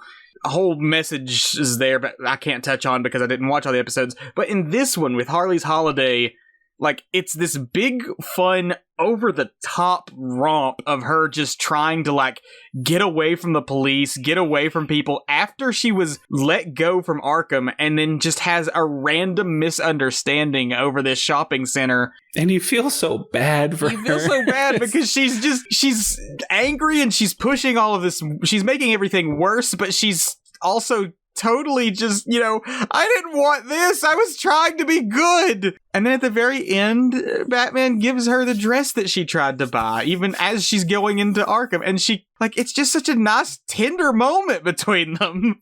Yeah, it's adorable. I think this episode and the show overall can be argued a damning, a damning indictment of how mental health is funded and treated and executed in this country. Because fuck Arkham Asylum, man. Nothing in Arkham Asylum's working. I don't know what they do there, but it is not working. They let Harley go before she's ready, even though she's kind of scared, even though she wants to be set free and then live her life away from the Joker. And there's just this misunderstanding about a dress she wants. I love the shot of her walking in with her hyenas. Yes. This episode, she's just marching to the beat of her own drum. Harley's Holiday is a perfect balance of like genuine heart and like drama with Harley trying and failing to get reintegrated into society, and just this over the top bombastic funny action where like she's getting chased by the police, she's getting chased by gangsters, she kidnaps Bruce's girlfriend, she knocks Bruce down at one point. Yeah. Running from the store, right? Because Bruce is in the same store. Bruce was trying to calm her down. He's like, I've heard of you, just calm down, it's okay. But she like freaks out on him. And like, oh, it's such a good episode. There's such an underlying sadness to it. Mm-hmm. Her being so cagey about being confronted about the dress, and like she doesn't go from 0 to 60 like out of like anger or malice. She goes from 0 to 60 out of fear. And that ties directly into the abuse from the Joker, even though that's not explicitly stated in the episode. That's the undercurrent of the whole thing. Is like she feels like, oh, I'm being persecuted, I'm in trouble, I did something wrong, like I didn't do anything wrong, like why are they coming to me, you know, like just let me be myself. And that undercurrent of sadness travels throughout that whole episode, even though it's funny and action packed and also some of the best animation, I think. Mm-hmm. It's so lively, this whole episode. Yeah, that's a great one. And I was surprised it wasn't on your list, because when I went out of my way to watch, I was like, damn, how did he leave this one out? It was so good. I don't know. I said the same thing, but I was going to add it, but at that time I was like, I already added too much, so I might as well see if, he adds it himself. And he did. And what does she say at the end? She's like, I wish all guys were as nice as you, or something like that. She says, Batman. Good guys like you shouldn't have bad days, because he tells her when he hands her the dress is like, I know what it's like to have a bad day. And then she says, good guys like you shouldn't have one. And then she kisses him and she's like, call me. And he's like, don't push your luck. It's like a very cute moment for Batman to see him smiling and sort of joking with one of his villains and not taking it too seriously. It's just... Yeah, I see that ship. I gotta see it. I do. I've shipped it forever. And like what I think it like, and not just in the show, just in all Bat media, what I think it is that, the Batman Joker rivalry is like the thing. Mm-hmm. I think what it is, he sees the potential in Harley to not be just another victim of the Joker. Yeah. And that's where the soft spot comes from. Because even in the Harley Quinn show on HBO Max, which is like an absurd comedy, there are moments between him and her in that show where he's kind of like tender and a little bit understanding, where he tries to like reach her on more of a human level. I'm like, damn it, even this show is like making me ship Batman and Harley. And they always have so many cute moments in the comics. And for all of those people out there raging like, no, Harley's better with Ivy. Harley and Ivy are in an open polyamorous relationship in the comics right now. If she wants to be with Bruce too, I don't think Ivy would have a problem with that. She might roll her eyes over here going after the hero, but like, it's not gonna... I'm not saying it has to be one or the other. Yeah. Love is love, baby. I ship Batman and Ivy as well. I ship Batman with a lot of people. I just think I like the idea of Batman fucking showing his whole ass to somebody emotionally, basically. His emotional ass. There was a point I wanted to address. So a big contentious thing within Batman fandom is the whole no-kill rule. Some people are super diehard, like he can't die, he can't kill. Some people are like, he totally can. I wanted to get your take on it for this series in particular, because there are lots of moments where he either attempts to or thinks he succeeds in killing the Joker. I'm not quite sure what okay. There are moments where the Joker, there's an ongoing sort of, it's not a gag, but like a theme where he thinks the Joker's dead, or where we're led to believe the Joker might be dead, but he always pops up again. Okay, the laughing fish. That episode ends with Joker's supposed death. He falls into the water, this thing goes off, we think he's dead. That one's one that I can see like it being like, oh, he just let him die, or he wasn't able to save him or something. He makes no effort to save him, but you could say it's not Batman's fault. At the end of Harlequinade, he throws the Joker into a fucking chimney stack that's leading down into a furnace that's burning because we see smoke coming out of it. I don't recall that because, spoilers, this is another one. God damn it, Tyler. I hadn't watched in a while. Like, he literally throws him into this burning chimney, and we think, like, oh, the Joker's dead again.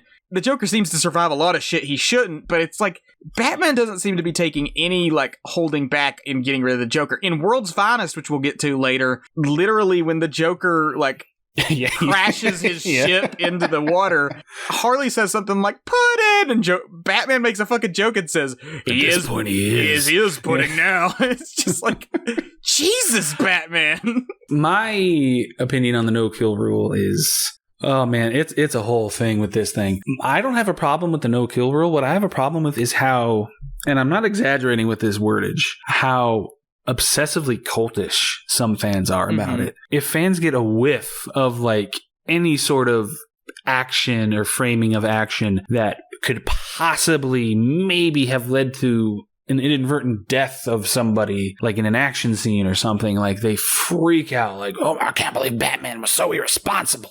Yeah. And there, a huge segment of Batman fans absolutely hate BVS because he killed in that movie, and people have their myriad reasons of why they hate that movie, but they kind of sort of don't understand that him killing in that movie is specifically framed as not being a good thing. He also kills in the Tim Burton movies, he kills in Batman Forever, he kills in the Nolan he pretty much kills in every single live action iteration there is. I looked into this. The no-kill rule seems pretty loose, even in the comics itself. And even in the comics itself, and people pull, retcon, continuity doesn't count anymore out of their ass. I'm like, bullshit. You don't get to pick and choose what canon and continuity and retcons count and what don't count. Like, if it happened in the comics, it happened in the comics.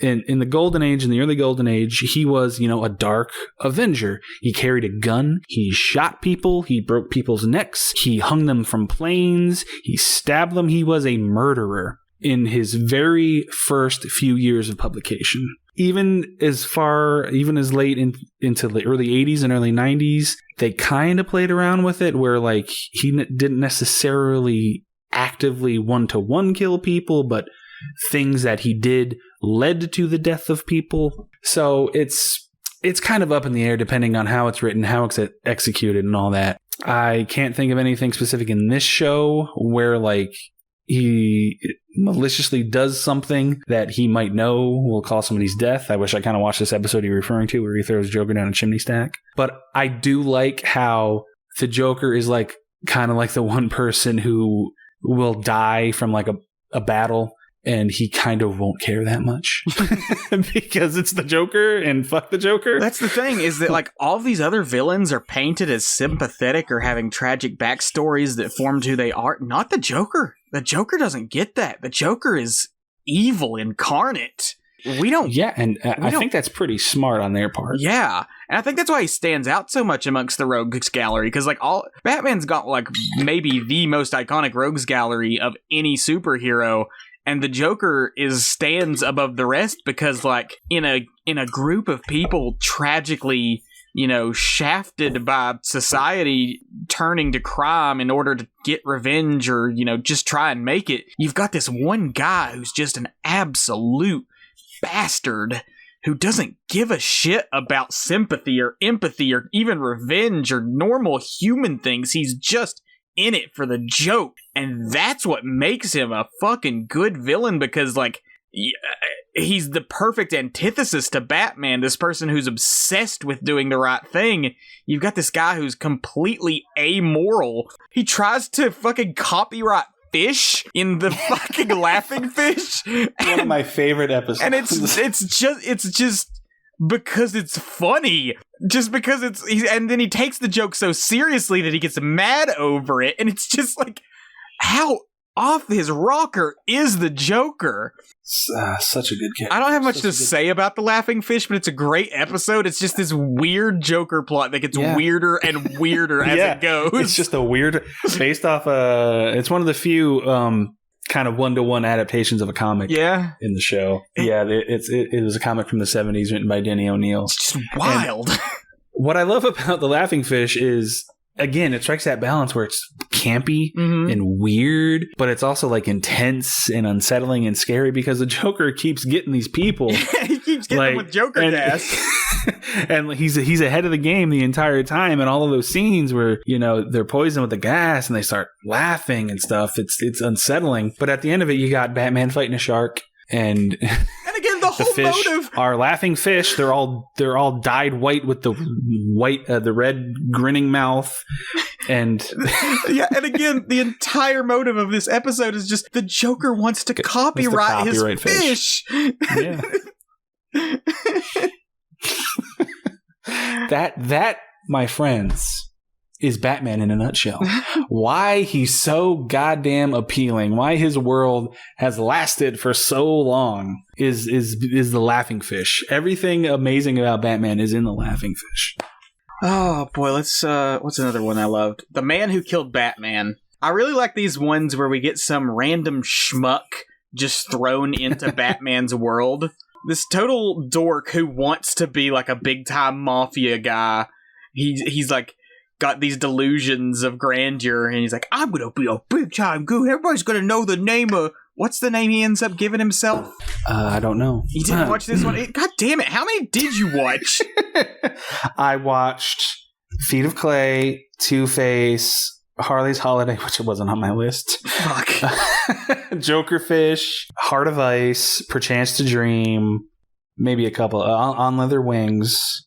So I watched, I think, half or more of them that I recommended. Goodness gracious. What about World's Finest? Did you watch that? Yes, I watched World's Finest. Okay, Mad Love? Did not watch Mad Love. Okay, well... It's been a hot minute since I've seen Mad Love. Okay, anyway, in The Man Who Killed Batman, this total schmuck, he wants to be a big-time goon. He accidentally knocks Batman off a building, and then there's a big explosion, and everyone just assumes that Batman died, so that's like, this total dork just killed Batman, and he gets praised as like, the guy who killed Batman, until suddenly everybody's like, wait a minute, if I kill this guy, then I'll be the guy who killed Batman, and that'll make me awesome. And then, like, he gets in this big, raucous fight with everybody. Joker ends up running into him, and he's being like, you killed my sole reason for living. He puts him in a coffin and tries to throw him in acid.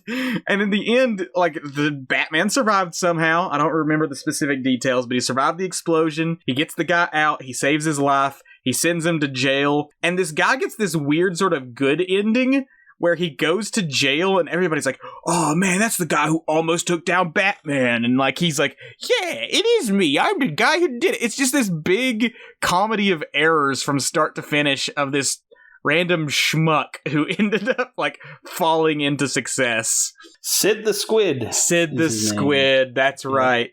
It's just dumb and fun, and I enjoyed that one a lot. Okay, good. I like getting in the ones that you enjoyed. Harlequinade. This was the one where the Joker gets an atom bomb and threatens to blow up the city.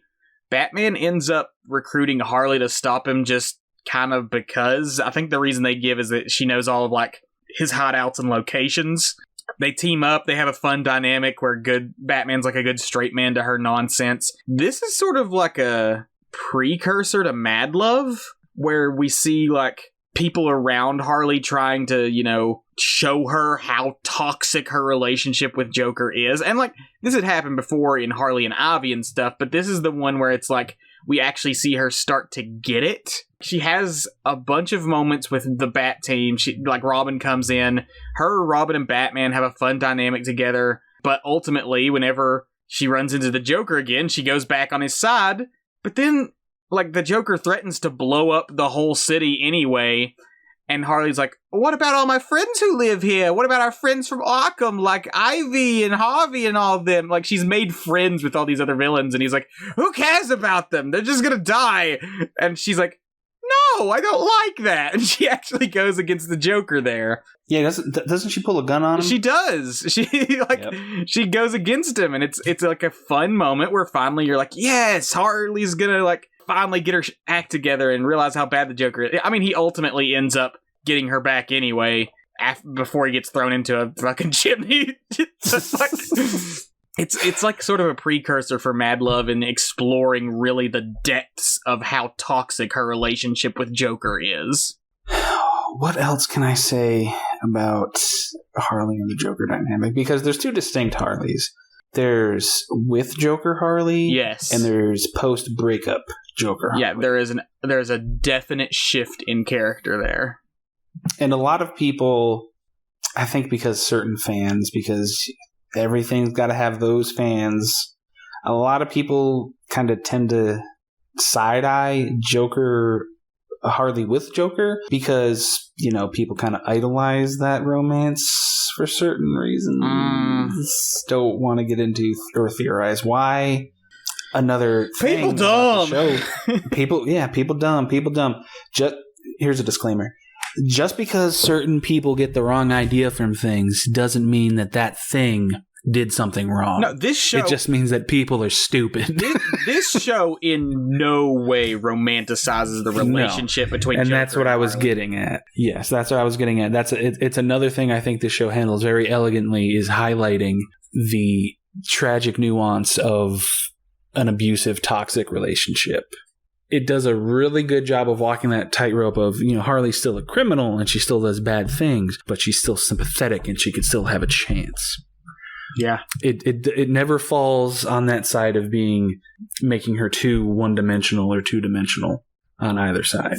Which, again, it's crazy for a character that was just created by the creators and not a pre-existing character. So much character work done. What kind of pet character that a creator brings into an existing property has this much fan love? If anything, maybe Ahsoka Tano from the Clone Wars. That's about it that I can think of. If anything, I think she kind of benefits from being a show original character because with all the other villains and such, we know them. We have their backstory, and the show kind of goes in with the assumption that we can hit the key notes on them and the fans will get it. And to a large extent, they're right. But with Harley, they have to do the extra work of building her from the ground up. And I think that's why she stands out so much is because so much of the show is dedicated to showing just who this character is that we've never seen before. Good point. If you're gonna create a new character in an existing property, you better make sure that you do the legwork to make them interesting. Oh yeah. Or else the fans are gonna just kick your ass left and right, which they did for Ahsoka in the Clone Wars. She's a fan favorite now and beloved, and unfortunately co-opted by certain people. But people hated her at first. It took years for people to warm up to Ahsoka. I don't know if I want to know what you mean by co-opted. You weaponizing her for nefarious, let's just say, alt-righty purposes. What the fuck? Okay. And they want to fuck her, even though she's underage. That's understandable. Well, not. Adult Ahsoka's fuckable. Redacted. I've seen adult Ahsoka in the fucking. Yeah, I can understand that. But in the show The Clone Wars, she is underage. Oh, okay. Well then, no. I'm not as familiar with Clone Wars as I am with The Mandalorian, where I'm more familiar with her as a grown woman, a hot grown woman. Other episode. Let's touch on I know you said you didn't watch it, but let's touch on Mad Love because it's such a Harley-centric episode. We're on a Harley focus right now. This is from the new Batman Adventures, and it's where we finally get Harley's origin story. I really like this one. It is her and Joker's relationship at its most despicable abuse and the most tragic for Harley. But there are a few points that I had some problems with. First off, I'm not sure if, at least in this iteration, I kind of buy Harley's origin because she's this psychiatrist who goes in, she's, interviewing the Joker and trying to help him with therapy sessions and stuff, and she falls in love with him. That can work. I just don't know if it's enough within the episode itself to make me buy it. Yeah, although I do like this episode, and I did recommend it solely basically because it is her origin story, I don't think that there's enough time given to making the transition 100% believable. And I think later comics and stuff add elements to the story, like we learn about Harley's abusive and like her family life and stuff, and the bad history that she has that explains how she'd be more easy to manipulate. But in this one, it's just she was a psychiatrist, she helped the Joker, and in doing so, she fell in love with him and fell for his bullshit. Yeah, and this is one of the ones that I think could have really benefited from being a two-parter. Yeah. That kind of thing isn't without precedent in real life because for it's not really unknown reasons, it's just fucked up reasons. Serial killers and stuff have fangirls who want to have their babies and get married to them in real life. So it's not out of the realm of possibility to explore that in a superhero show, but in this particular episode, the trajectory of it is just too quick. Yeah, and specifically with her background as a psychiatrist, because it establishes she's a very smart, insightful person who's good at reading others, and yet she falls for this bullshit story the Joker makes up of him being abused as a child. It's just what it is it's making the point that it doesn't matter how smart you are, how educated you are, if the right person gets their hooks in you and knows what buttons to push, they could get under your skin and I think later change you for the worst. But the problem is we don't see enough of it here. We don't see enough of it here. Yeah. Other Harley origin comics and stuff like that have done a really good job of showing how this smart, capable psychiatrist fell for Joker of all people. And unfortunately, with this episode, even though I do overall like it, it almost kind of retroactively undermines Harley as a character by making her a little bit too gullible. A little too naive, it almost flips into kind of insulting territory with her falling for it too quickly. Yeah. I think definitely later versions did the origin story better, and that just it rubbed me the wrong way as she should have been smarter than that. Specifically as a psychiatrist, she should have been smarter than that. But like you said, this is also showing that fancy education isn't always enough to protect you from emotional and mental manipulation. It needed to do a little more legwork to show that. Yeah. And that's the thing about abusive relationships is people think oh, that can never happen to me, and you don't know you're in one until you have a light bulb moment, love in the Harley Quinn cartoon how her original Harleen Quinzel identity is a separate identity within her psyche, and she'll sometimes she'll have therapy sessions with herself where she has moments of clarity where it's Harleen Quinzel will talk to her and be so I have this client who's in a toxic relationship with a man who's constantly abusing her, and she's oh, total codependency. Oh shit, you're talking about me. It's a great way of showing how we can repress the part of ourselves that logically understands stuff due to our emotional responses. Mm-hmm. And I think sometimes, unfortunately, writers tend to play up the quirky rando Harley a little bit too much while getting away from the fact that she's highly intelligent in her own right. That's why I love Birds of Prey. Man, people shit on Birds of Prey for reasons I don't know. It's amazing. A live action one? But I love the little part where some asshole in a bar insults her. I can't remember the specific line, but she jumps on his legs and breaks them. And she's say that to me or whatever, motherfucker. I have a doctorate or I have a PhD. So many people in Gotham have doctorates. Everybody but Batman, it seems. What is in the water in Gotham? That's what it is. It's all that school stress that's making all these villains. It's gotta be something.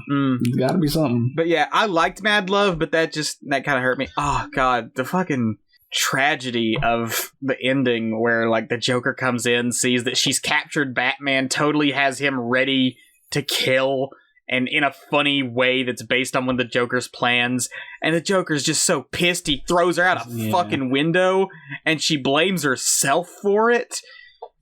Oh, she says, I didn't get the joke.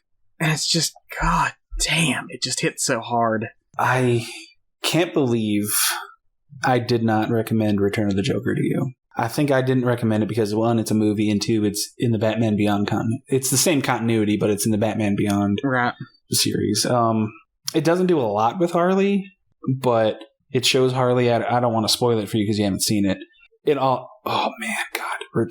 Return of the Joker honestly might be like my second favorite Batman movie. It's so fucking good. Every time I watch it, I forget how good it is and how much it blows my mind. What's your first favorite? Batman Returns. Batman Returns? Yes, Batman Returns, Return of the Joker, The Batman are probably my top three. Somebody's gonna have a good Christmas. Oh, shit.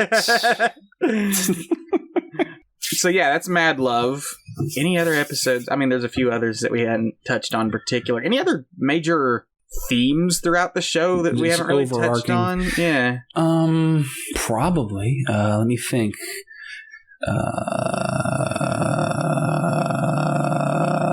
Let me see how long you could allow me to do this. It just gives me more shit to edit. I know, that's why I'm doing it. The score slaps. The score, yeah. They used the Danny Elfman theme for the opening theme, but Shirley Walker is the composer for the show, and she composed an original score for every fucking episode. Like, how insane is that? Must have been like, that's nuts. That's so much work. That's so much, yeah. And it's all good. Like there are a lot of like leitmotifs and sort of themes in the episodes that I can kind of hum still. Like I can't even tell you where some of them, what episode they come from, but like I can conjure up music from the show and like whistle it or hum it. It's that good. What else? I love the title cards. Yeah, I love how artsy and cool the title cards always are. That's not a theme, but it's just another cool stylistic thing. Intro's fucking iconic. The intro's like no words, no text. And that's exactly how they wanted it. They're like, this is Batman. Like, we're going to tell you this is Batman, and you're going to get it just by the iconography. I love... Erica and I have a thing about Batman squinting. We love it when he squints. So, like... Or when his eyes go wide. So, like, anytime he gets all squinty and in the DC animated universe, like, oh, there he goes. And anytime, like, he has a shocked face or a sad face and his stupid white eyes go big, we're like, oh, there he goes. Oh, okay. The controversial redesign of the Batman, the New Adventures of Batman and Robin. Yeah, let's talk about that real quick. I only watched the 2 episodes. I watched Mad Love, and then I watched the Clayface one in it. So I didn't get to see... No, I watched a third one. I watched the one with Scarecrow, and he had a pretty significant that's a good one. Redesign. I think some of them are okay. I think, like, Scarecrow in particular was very intimidating in his new redesign. So awesome. Very creepy look. He's just this big, looming, lanky figure. He looks like a zombie. He does. I think probably the worst of the redesigns is the Joker himself. I really don't... I think it's Catwoman. I haven't seen Catwoman, so I wouldn't know. Let me just look that up real quick. Oh, yeah, that's pretty shit. Yeah. Yeah, that's pretty shit. Like, why is her mouth white? I don't know. It looks like Harley under there. Yeah. It's some fans have real strong opinions about this block of episodes. Some of them disown it completely because they changed they're so in love with the animation of the previous episodes that this just like ruins it for them. Some of the redesigns do suck ass, but the animation itself is still fantastic. It's actually... There's less of those like phenomenal moments like we see in Feet of Clay, but I think in general the animation's better on average. It's closer to like the style that they have throughout the rest of like the DC animated universe now that's sort of like getting established, and it's just a little bit faster action that makes things feel a little, a little more poppy, a little more excitement with the action, a little less choppy just in general. I think like I can definitely see the change in art style and animation. I can see why people would be upset with it or it getting thrown off with it. But for me, on average, the stuff in the new Batman Adventures is on average better. It never reaches the heights of Batman the Animated Series' best moments, like with Feet of Clay. But on the whole, I think it works better for what it is. Yeah, I do prefer the more, how would you describe it? I guess you could call it more anatomically realistic character designs of the first block of episodes. Mm-hmm. I love that aesthetic. I love that look. And we get a little bit more cartoony, a little bit more angular, a little more sharp with the new Batman Adventures. Yeah. But it's still a great looking show. It's still got a lot of style. And the storytelling itself and the writing is just as good as it was. So any disappointment I have in some of the character redesigns I can overlook because it's still a good show. Mm-hmm. And the Joker redesign, I just hate how they got rid of his red lips. Why did they get rid of his red lips? They got rid of his red lips. They gave him those weird his black eyes. Are all eyes. Yeah. It's just weird. He doesn't look like a clown anymore. He looks like some kind of weird zombie dude with a creepy smile. Yeah, it's weird. It's weird. It's odd. I didn't like it. Oh, is there anything about the World's Finest 3-party you want to talk about? Yeah, let's talk about World's Finest. So I think overall, in terms of animation and action, this was probably my favorite. It never hits the moments of Feet of Clay. Feet of Clay is top tier animation when it hits it. But the actual action here feels like the most fun because you get not just Batman, you get Superman now in the mix, and seeing how these two different styles between a guy who, just has regular human abilities, but a bunch of gadgets and stuff, and a man who can literally do, fly and super strength and everything. We get to see how these two very different characters interact with one another. And we've seen that a lot in a lot of different media, but this one just feels so classic. It may not be the best version of the... Huh? I ship it. Oh, man and Superman. I can see why. Bruce and Clark. I can see it. This might not be the best version of their dynamic together, but it definitely feels like it gets the core energy between them, which is this sort of antagonistic but also mutually respectful sort of thing where they have differing ideologies on how to fight crime and protect people, but at the end of the day, they just want what's best for everyone around them. Yeah, I agree. I have to reiterate that it's just a really good distillation of their dynamic. These episodes are the ones that I like to rewatch the most a lot of the time. And every time I do, Erica's around, she's like, Bruce and Clark look the fucking same. They're the same guy. Only their eyes are a little different. They kind of look the same. They kind of do. They're both big, broad-chested fellas with dark hair. Yeah, like Lois trips over her labia for Bruce, so much, and it's he looks just like Clark. Clark is a beefcake just as much as Bruce is, but she's like, oh, Smallville. It's not Clark. It's not the physical aspect though, Tyler. It's the way they act. The Virgin Clark is no match for the Chad Bruce. Bruce comes in with all this swagger. He comes in with all this confidence, and meanwhile, Clark... and he's I love how low-key dickhead he is in this. He knows what he's doing to Clark the whole time. But at the end, he's like, you know what? Let's be a bit chauvinistic here. If she's your territory, then I'll back off. Let's talk about this love triangle real quick, because you could make the argument that it's been done to death and it has misogynistic themes in it, but there are parts of it that I actually really like. We start off with it's us seeing that Lois is romantically interested in Superman, but she feels neglected by him. She feels like he's not interested in me romantically. He just saves me all the time because I keep getting my ass into trouble. We don't actually get to do anything together. Bruce shows up, ends up charming her kind of by accident because he's really just kind of looking for clues at the time, but then he develops this genuine relationship with her. And I think the reason that she falls so much for Bruce is that Bruce is surprisingly better at balancing his personal life, secret identity life than Clark is. Because Clark is very much... That's the main crux of it, yeah. Clark, is that ironically the Dark Knight is the one that has the better handle on it. Yeah, because even though he's got a much more tragic story than Clark does, he's got this...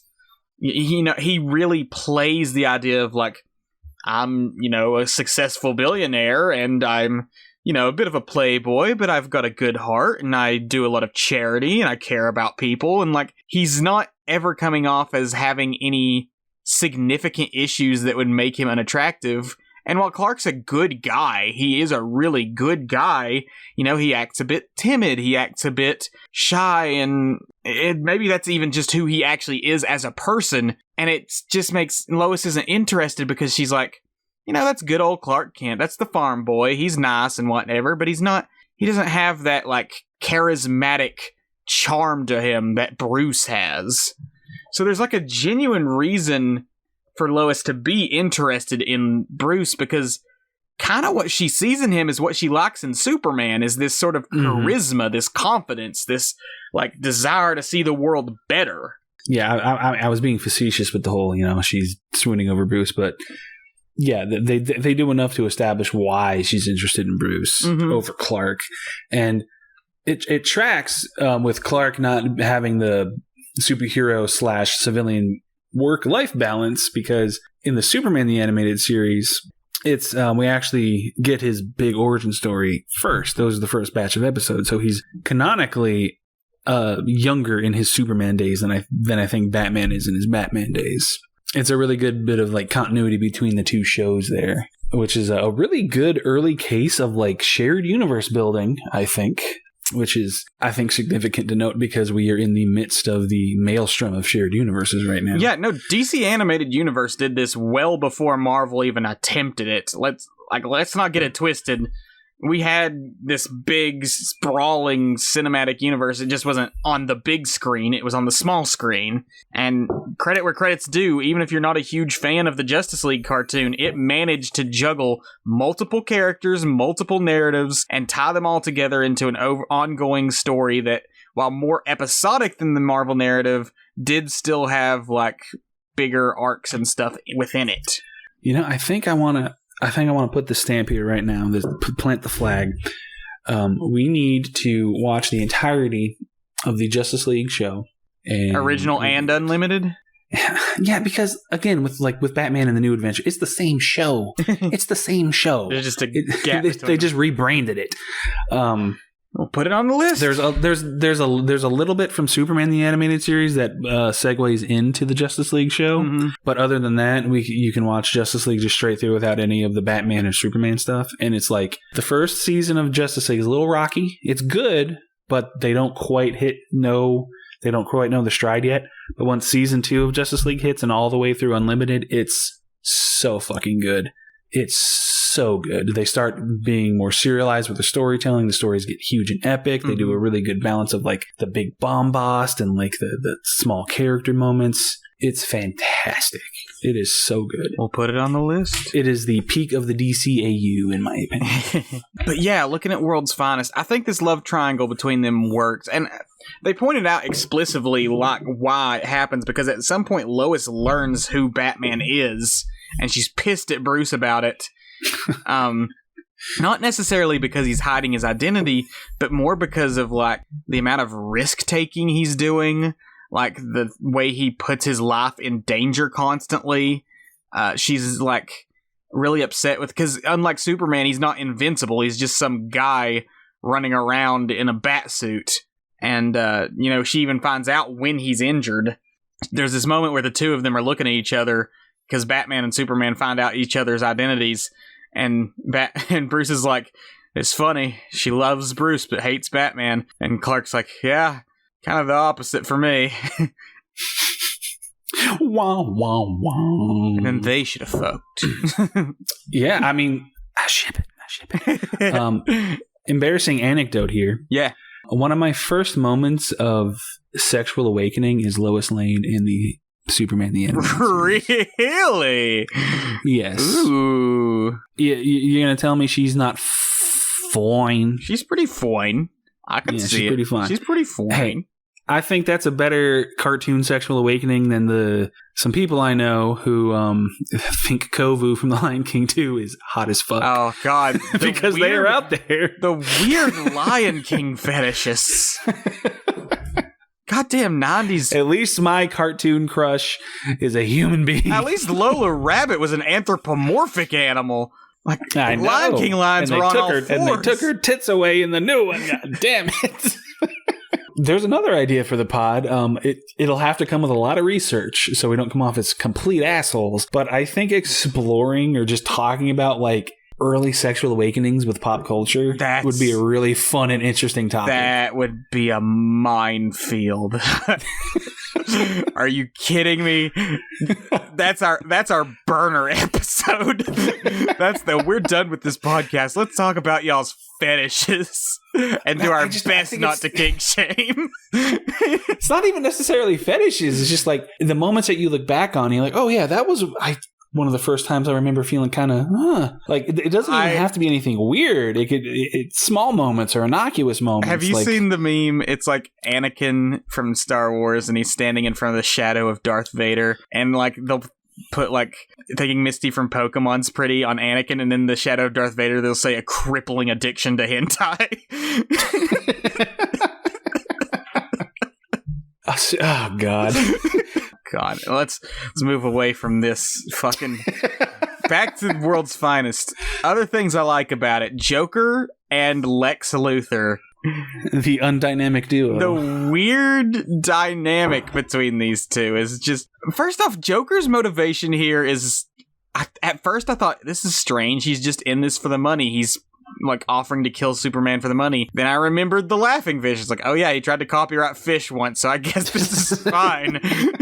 Like, the absolute bullshit that like Lex is just not willing to put up with. Lex is so fucking serious the whole time, and you can tell he's just absolutely fed up with Joker from the moment they meet. Yeah, it's a really, I love the opposites in personality who have to like work together trope. I love it so much. And I love Mercy. Lex has his own kind of Harley and Mercy Graves. Yeah, and they have a fucking fight, and it's hilarious. She's just like kind of like no nonsense, stoic, hard ass kind of like right hand person to Lex and kind of his bodyguard. She's also fine, but she gets so much shit in these episodes. She just gets her ass handed to her every time. There is a great scene where Lex and Joker are like renegotiating their deal, and they're both sitting in the foreground talking, and then just in the background, Harley and Mercy are just like clawing at each other and just tossing each other through tables and shit. And then at the end of the conversation, both of them just come up limping next to Lex and Joker. A lot of good comedy in this one. Yeah, it's like a movie. And they edited it together as kind of a movie and sold it on VHS and DVD back in the day. A lot of good comedy, a lot of good action. There's a lot of clever use of kryptonite on the Joker's end. Like, Superman comes in to save Lois wearing a hazmat suit to protect himself from the kryptonite, and the Joker melts it with an acid, like in his flower that he uses on his costume. There's a lot of good action and clever ways to show how the Joker, a run-of-the-mill guy who's got no powers and is just a threat to Batman because he's crazy, could actually threaten Superman, the most powerful man on the planet. And outsmart Lex at the same time. Yeah. So it's just a lot of fun, and it builds up to Joker just fucking trashing Metropolis in this big, plane that like Lex built for himself. He just takes it out and starts destroying Metropolis for the hell of it. Yeah, a lot of collateral damage in this one that I forgot was there until I watched it again. Yeah, and Batman makes that pudding joke whenever he falls into the water. Makes me laugh every time. Yeah. Because I love snarky, sassy Batman. Because he, if he kicks the Joker off a ledge, he'll do the courtesy of, catching him with a grappling hook. Mm-hmm. But if Joker is like the architect of his own demise and is caught in a flaming plane that's about to explode, he don't give a fuck, he's not going out of his way to save the Joker with that. So that's what I appreciate about this Batman is that he'll save Joker if it's convenient, but other than that, the hell with him. Should we move into review, or should maybe any final thoughts that we have? I'm glad that you've taken your first steps into a larger world of the DC animated universe. Although I think some of your opinions are ass, but Batman the Animated Series, it's classic for a reason. There's really not much to say that hasn't already been said. We started on a negative. and I don't want it to come off as like I think this is overrated garbage. I just think that like there's a lot of stuff in this series that is overpraised, and a lot of stuff that, while revolutionary for the time, has been done newer and better. I like a lot of what I've seen here. There are definitely highlights. Harley Quinn in particular, her story is still phenomenal. And I think it, like, in this series, it's some of the best it's done. But I definitely think, like, if we're looking at this as one of the greatest cartoons of all time, there's other series that have tackled the sort of themes that it's trying to address better in the years since. It's 30 years old. A lot of stuff has had time to take lessons, take pages out of this series book, and learn to, like, play with these ideas in newer, more interesting ways. That's not a detriment to this series, it's just how time works. All art is built on the shoulders of giants, you know? Yeah, but I still can't, I can't get behind the thought process that if something's older and something new exists that tackles certain aspects of it maybe in a new way, then the older thing doesn't have the same impact that it once had. I just can't. By that, you can extend that to pretty much, and I know that's not what you're saying. I know this isn't what you're saying. But you can extend that pretty much to be like, well, all the old stuff, it's old and it's outdated.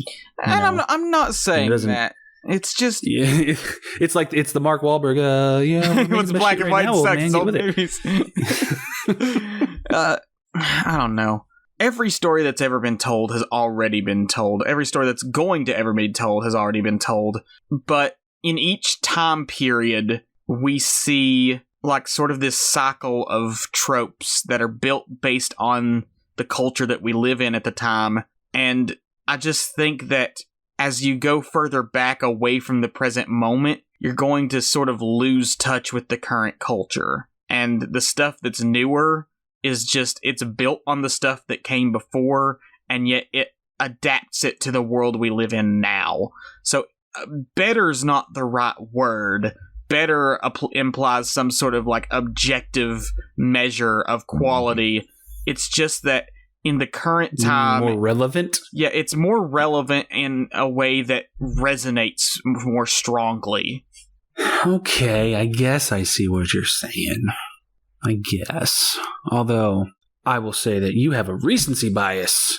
When in the beginning you said that people have a classic bias, so there. It is the opposite of a nostalgia bias. It is... Yeah, I'll cop to nostalgia. Like, of course, nostalgia does play a factor, but I can go a very long time without watching this show. And when I'm like, you know what, I'll watch some BTAS. I'll pop it on and I'll still be like, God, like, it's still so good. Like, it's still just so good. It still holds. I think it holds up visually. I think it holds up writing wise. And like I said before, like it's not immaculate. There are a handful of episodes that I'm never going to watch again because they're duds. So it's not like the pristine, amazing, picture perfect thing that some people claim it is. But I mean, it has its place in history for a reason. Let's do some review. I'm going to do something interesting for review because I looked. For bad reviews and couldn't find any? No.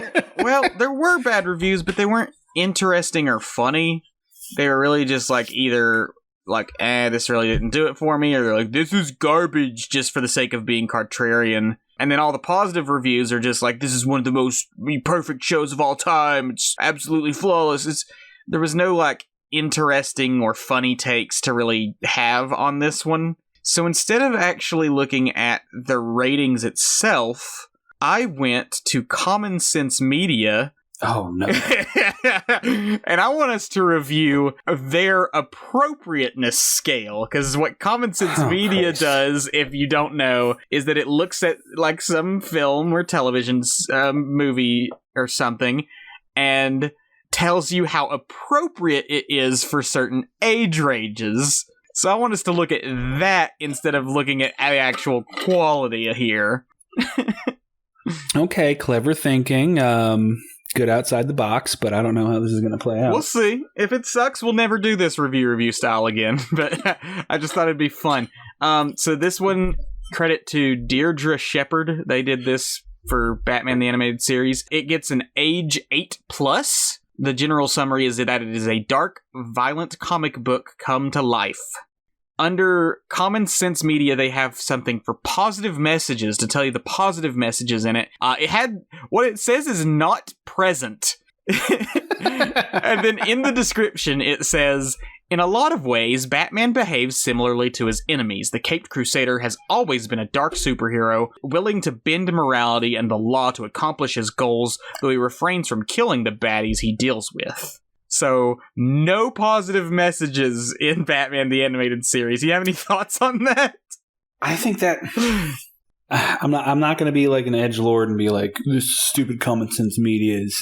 I understand the purpose of Common Sense Media. I don't think it's bad at all. Mm-hmm. I think it could be a good resource for parents and stuff like that. But I've read things from Common Sense Media before, and they never go far enough. Mm-hmm.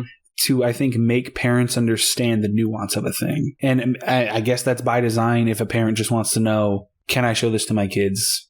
Okay, yes or no. Saying Batman the Animated Series has no positive messages, that's just not doing your due diligence as somebody analyzing art. Yeah. Of course it does. It's just not wrapped up in the, nice bow that other family shows are. It doesn't stop and be like, well, Johnny, what did we learn today? We learned not to be a bully on the play. It's not that kind of positive message. Right. The positive messages are extrapolated from the themes and the characterizations in the show.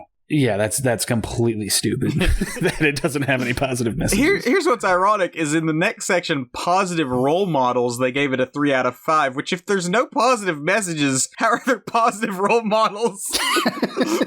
They say, although Batman is a complicated role model, he demonstrates courage in the face of his enemies and ultimately battles for good over evil. Why didn't you put courage in the positive messages? Are these points like back to back? They're like spread out over like a chart. Yeah, they're like right next to each other. And then if you click on them, it actually brings up the description. So like right next to positive messages where it says not present, it has positive role models 3 out of 5. So it openly contradicts itself. Yeah, it like immediately next to each other. I was trying to give you the benefit of the doubt, Common Sense Media, but you're making it hard. Violence and scariness, it gives it a 3 out of 5. Frequent cartoon violence as Batman takes on the bad guys, guns, knives, fistfights, and more. Yeah. That's fair. That's totally fair. I think I'm not sure if there's any blood in Batman the Animated Series, but I know once the DC animated universe branches out, you might see like a bloody nose once or twice. There's an episode where Gordon gets shot. And they have a whole episode with like Batman exploring the guilt of like he allowed Gordon to get hurt. Yeah. But there is real guns shooting real bullets. They're not lasers. They make loud gun sounds that are scary. There's knives. There's explosions. The violence does have a degree of edge to it, for sure. Mm-hmm. Sexy stuff. Ooh, not present. The internet would disagree. See, they can. All benefit of the doubt is now gone. Common Sense Media. Okay, here's the description. They say Bruce talks about bringing a girl home, and some female characters wear tight clothes. That is all they have down for sexy stuff. Okay. At least they acknowledge that. The DCAU and Bruce Timm are very well known for his art style being very horny.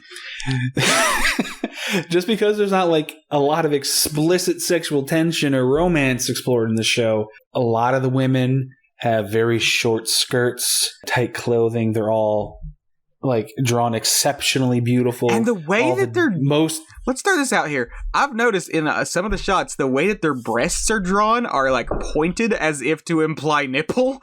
Like, yeah. Very, very point, like kind of wearing like torpedo bra, kind of perky, basically. Perky. Most of the dudes are fucking brick shit houses. They're not as sexualized as the women, of course, but Bruce has his shirtless moments. So yeah, there's definitely a level of sexuality in the show. You're just not horny enough. Common Sense Media. Is it mad love where Harley is in her negligee trying to fuck Joker. You want to rev up your Harley? Yeah. Yeah. Like, how more blatant can you get? She pops out of a cake in one episode. Oh. You want to rev up your Harley? Language. Horny kids shows. There's another topic right there. Kids shows that have like maybe inappropriate levels of horniness. There's a lot of people already dedicated to that. We probably do that more justice than we could.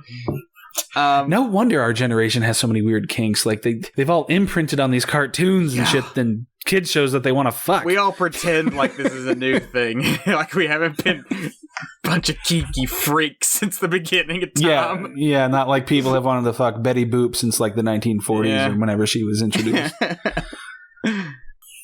Language, it says not present, and it didn't give a description for that. I don't think Batman says fuck here. No, not a lot of F-bombs, not a lot of C-bombs. No racial slurs to my knowledge. Not to my knowledge, no. Consumerism, it says not present, but then it immediately goes on to say there are plenty of Batman products out there for young fans to covet. So, like, the whole thing's consumerist then? Like...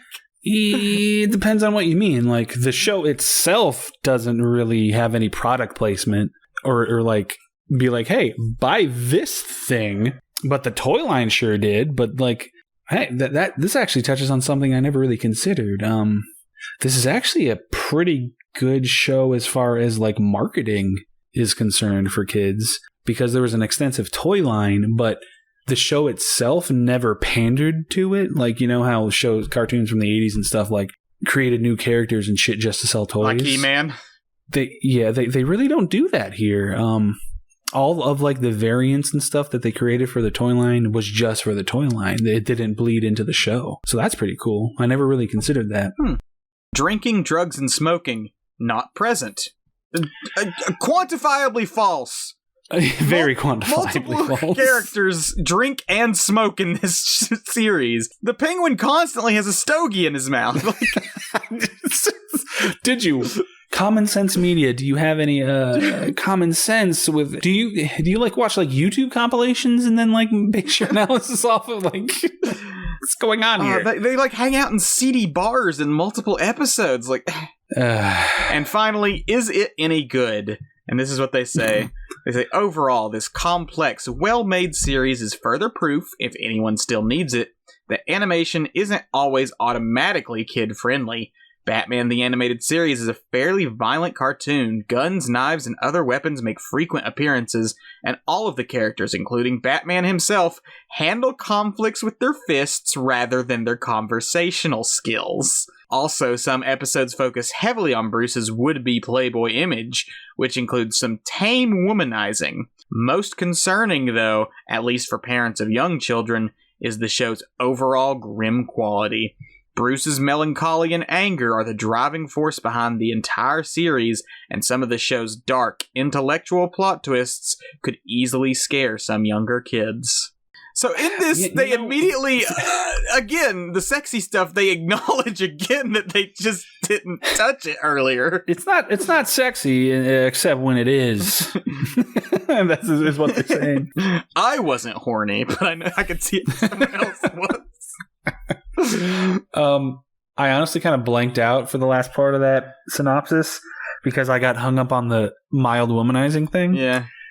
So I started like rapid fire going through how I perceive that, and I wouldn't even really say, I would, from what I recall, it's usually like the women with Bruce that are like the most like forward.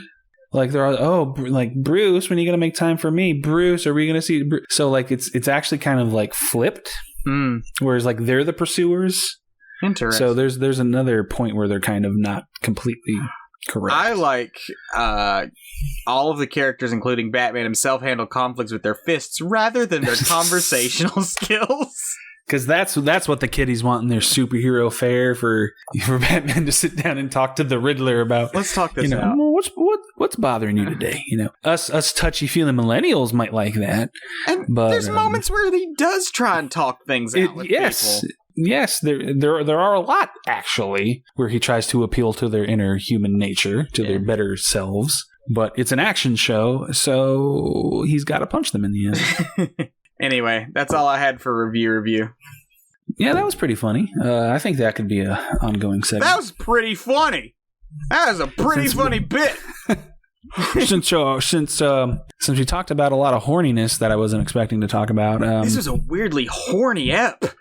This is a weirdly I've decided to introduce a new segment that I came up with on the spot for future episodes. Nice. We can do Is It Horny, where we analyze the horniness of whatever the topic is at the moment that we're talking about for the episode.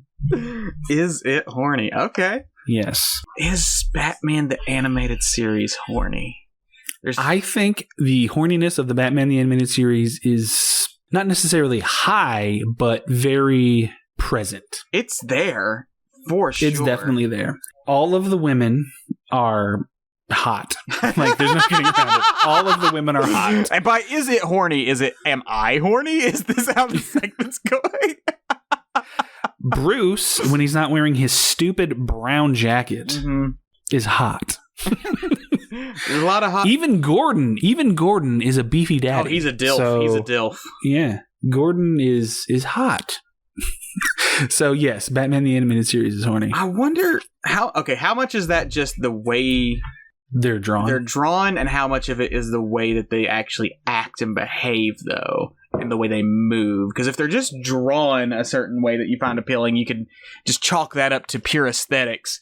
But like, the way they move might also give us some hints. Like, yeah, the women are definitely more animated, sexualized than the men. Yeah, their hips sashay, they're hourglassy. They have the big eyes and the flowing hair. Like, it's definitely straight horny.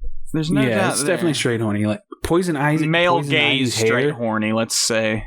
Poison Ivy's hair. I'm like, God damn, her hair is beautiful. Like, I don't think about beautiful hair in animation often, but when Poison Ivy's on screen, I'm like, her hair is gorgeous. I'm trying to think of any moments where it's specifically like horny towards a guy, and maybe in World's Finest we get to see some with Lois and how she's interested in Bruce and Superman.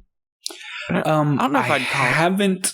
I haven't watched Superman the Animated Series in a long time, but I do kind of have impressions of Lois kind of, giving Supes the eye a lot. Give him the fuck eyes. So I think there's some mild female gaze for Superman and Superman the Animated Series. Yeah. Superman's a little more female.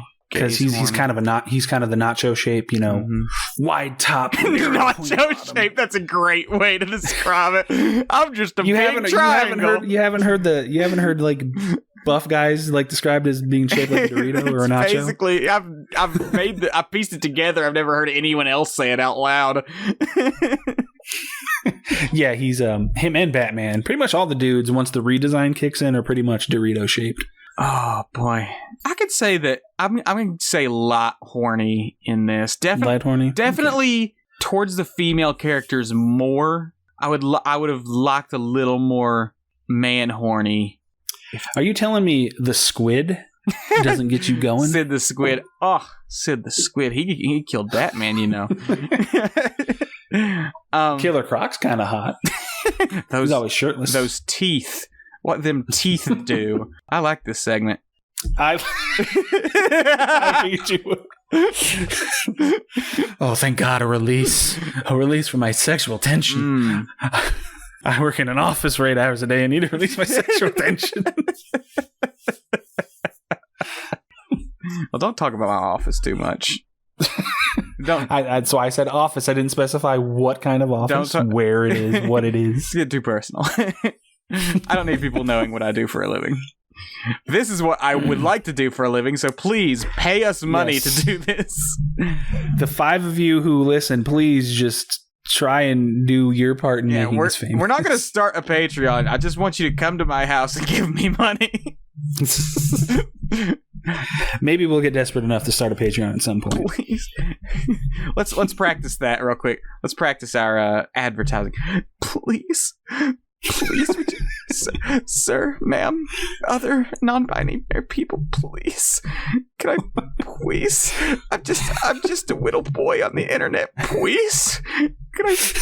Oh God! Did you watch the latest Vula Lives with Grimace? Yeah. Little baby. I'm just a little baby Grimace. I like sucking toes. How long are Grimace's babies for usually? That one had me dying. Then I died an adult, and then I came back as a widow baby. Oh man! If you want to hear us reference other more successful and interesting internet people, then just please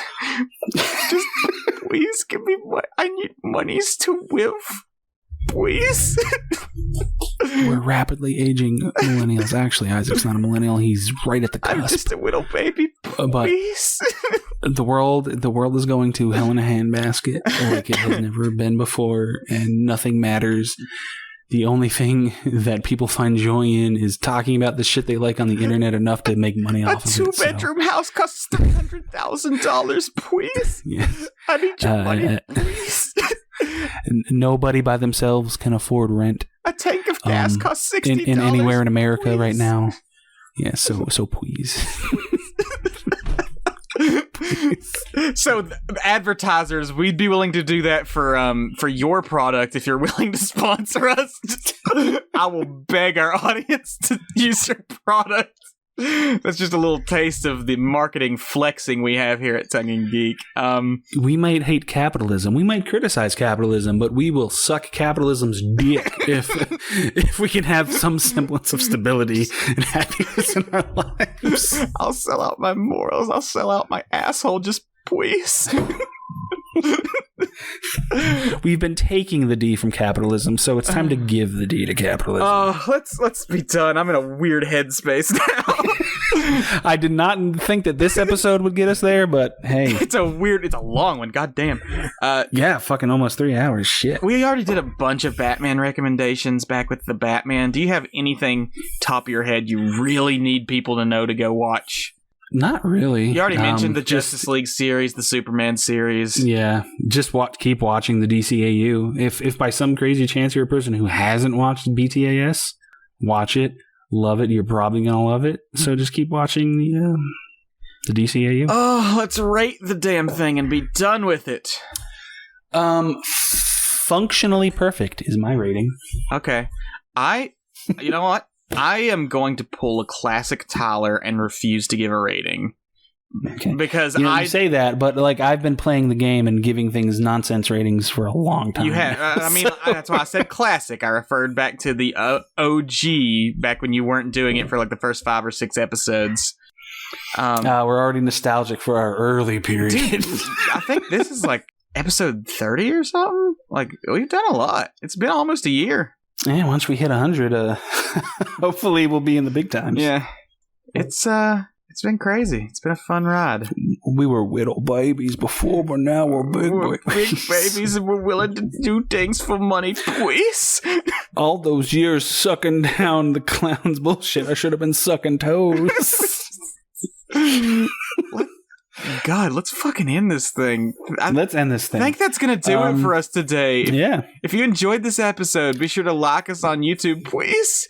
Or rate us on whatever platform you're listening on, please. Drop a comment, share us with your friends.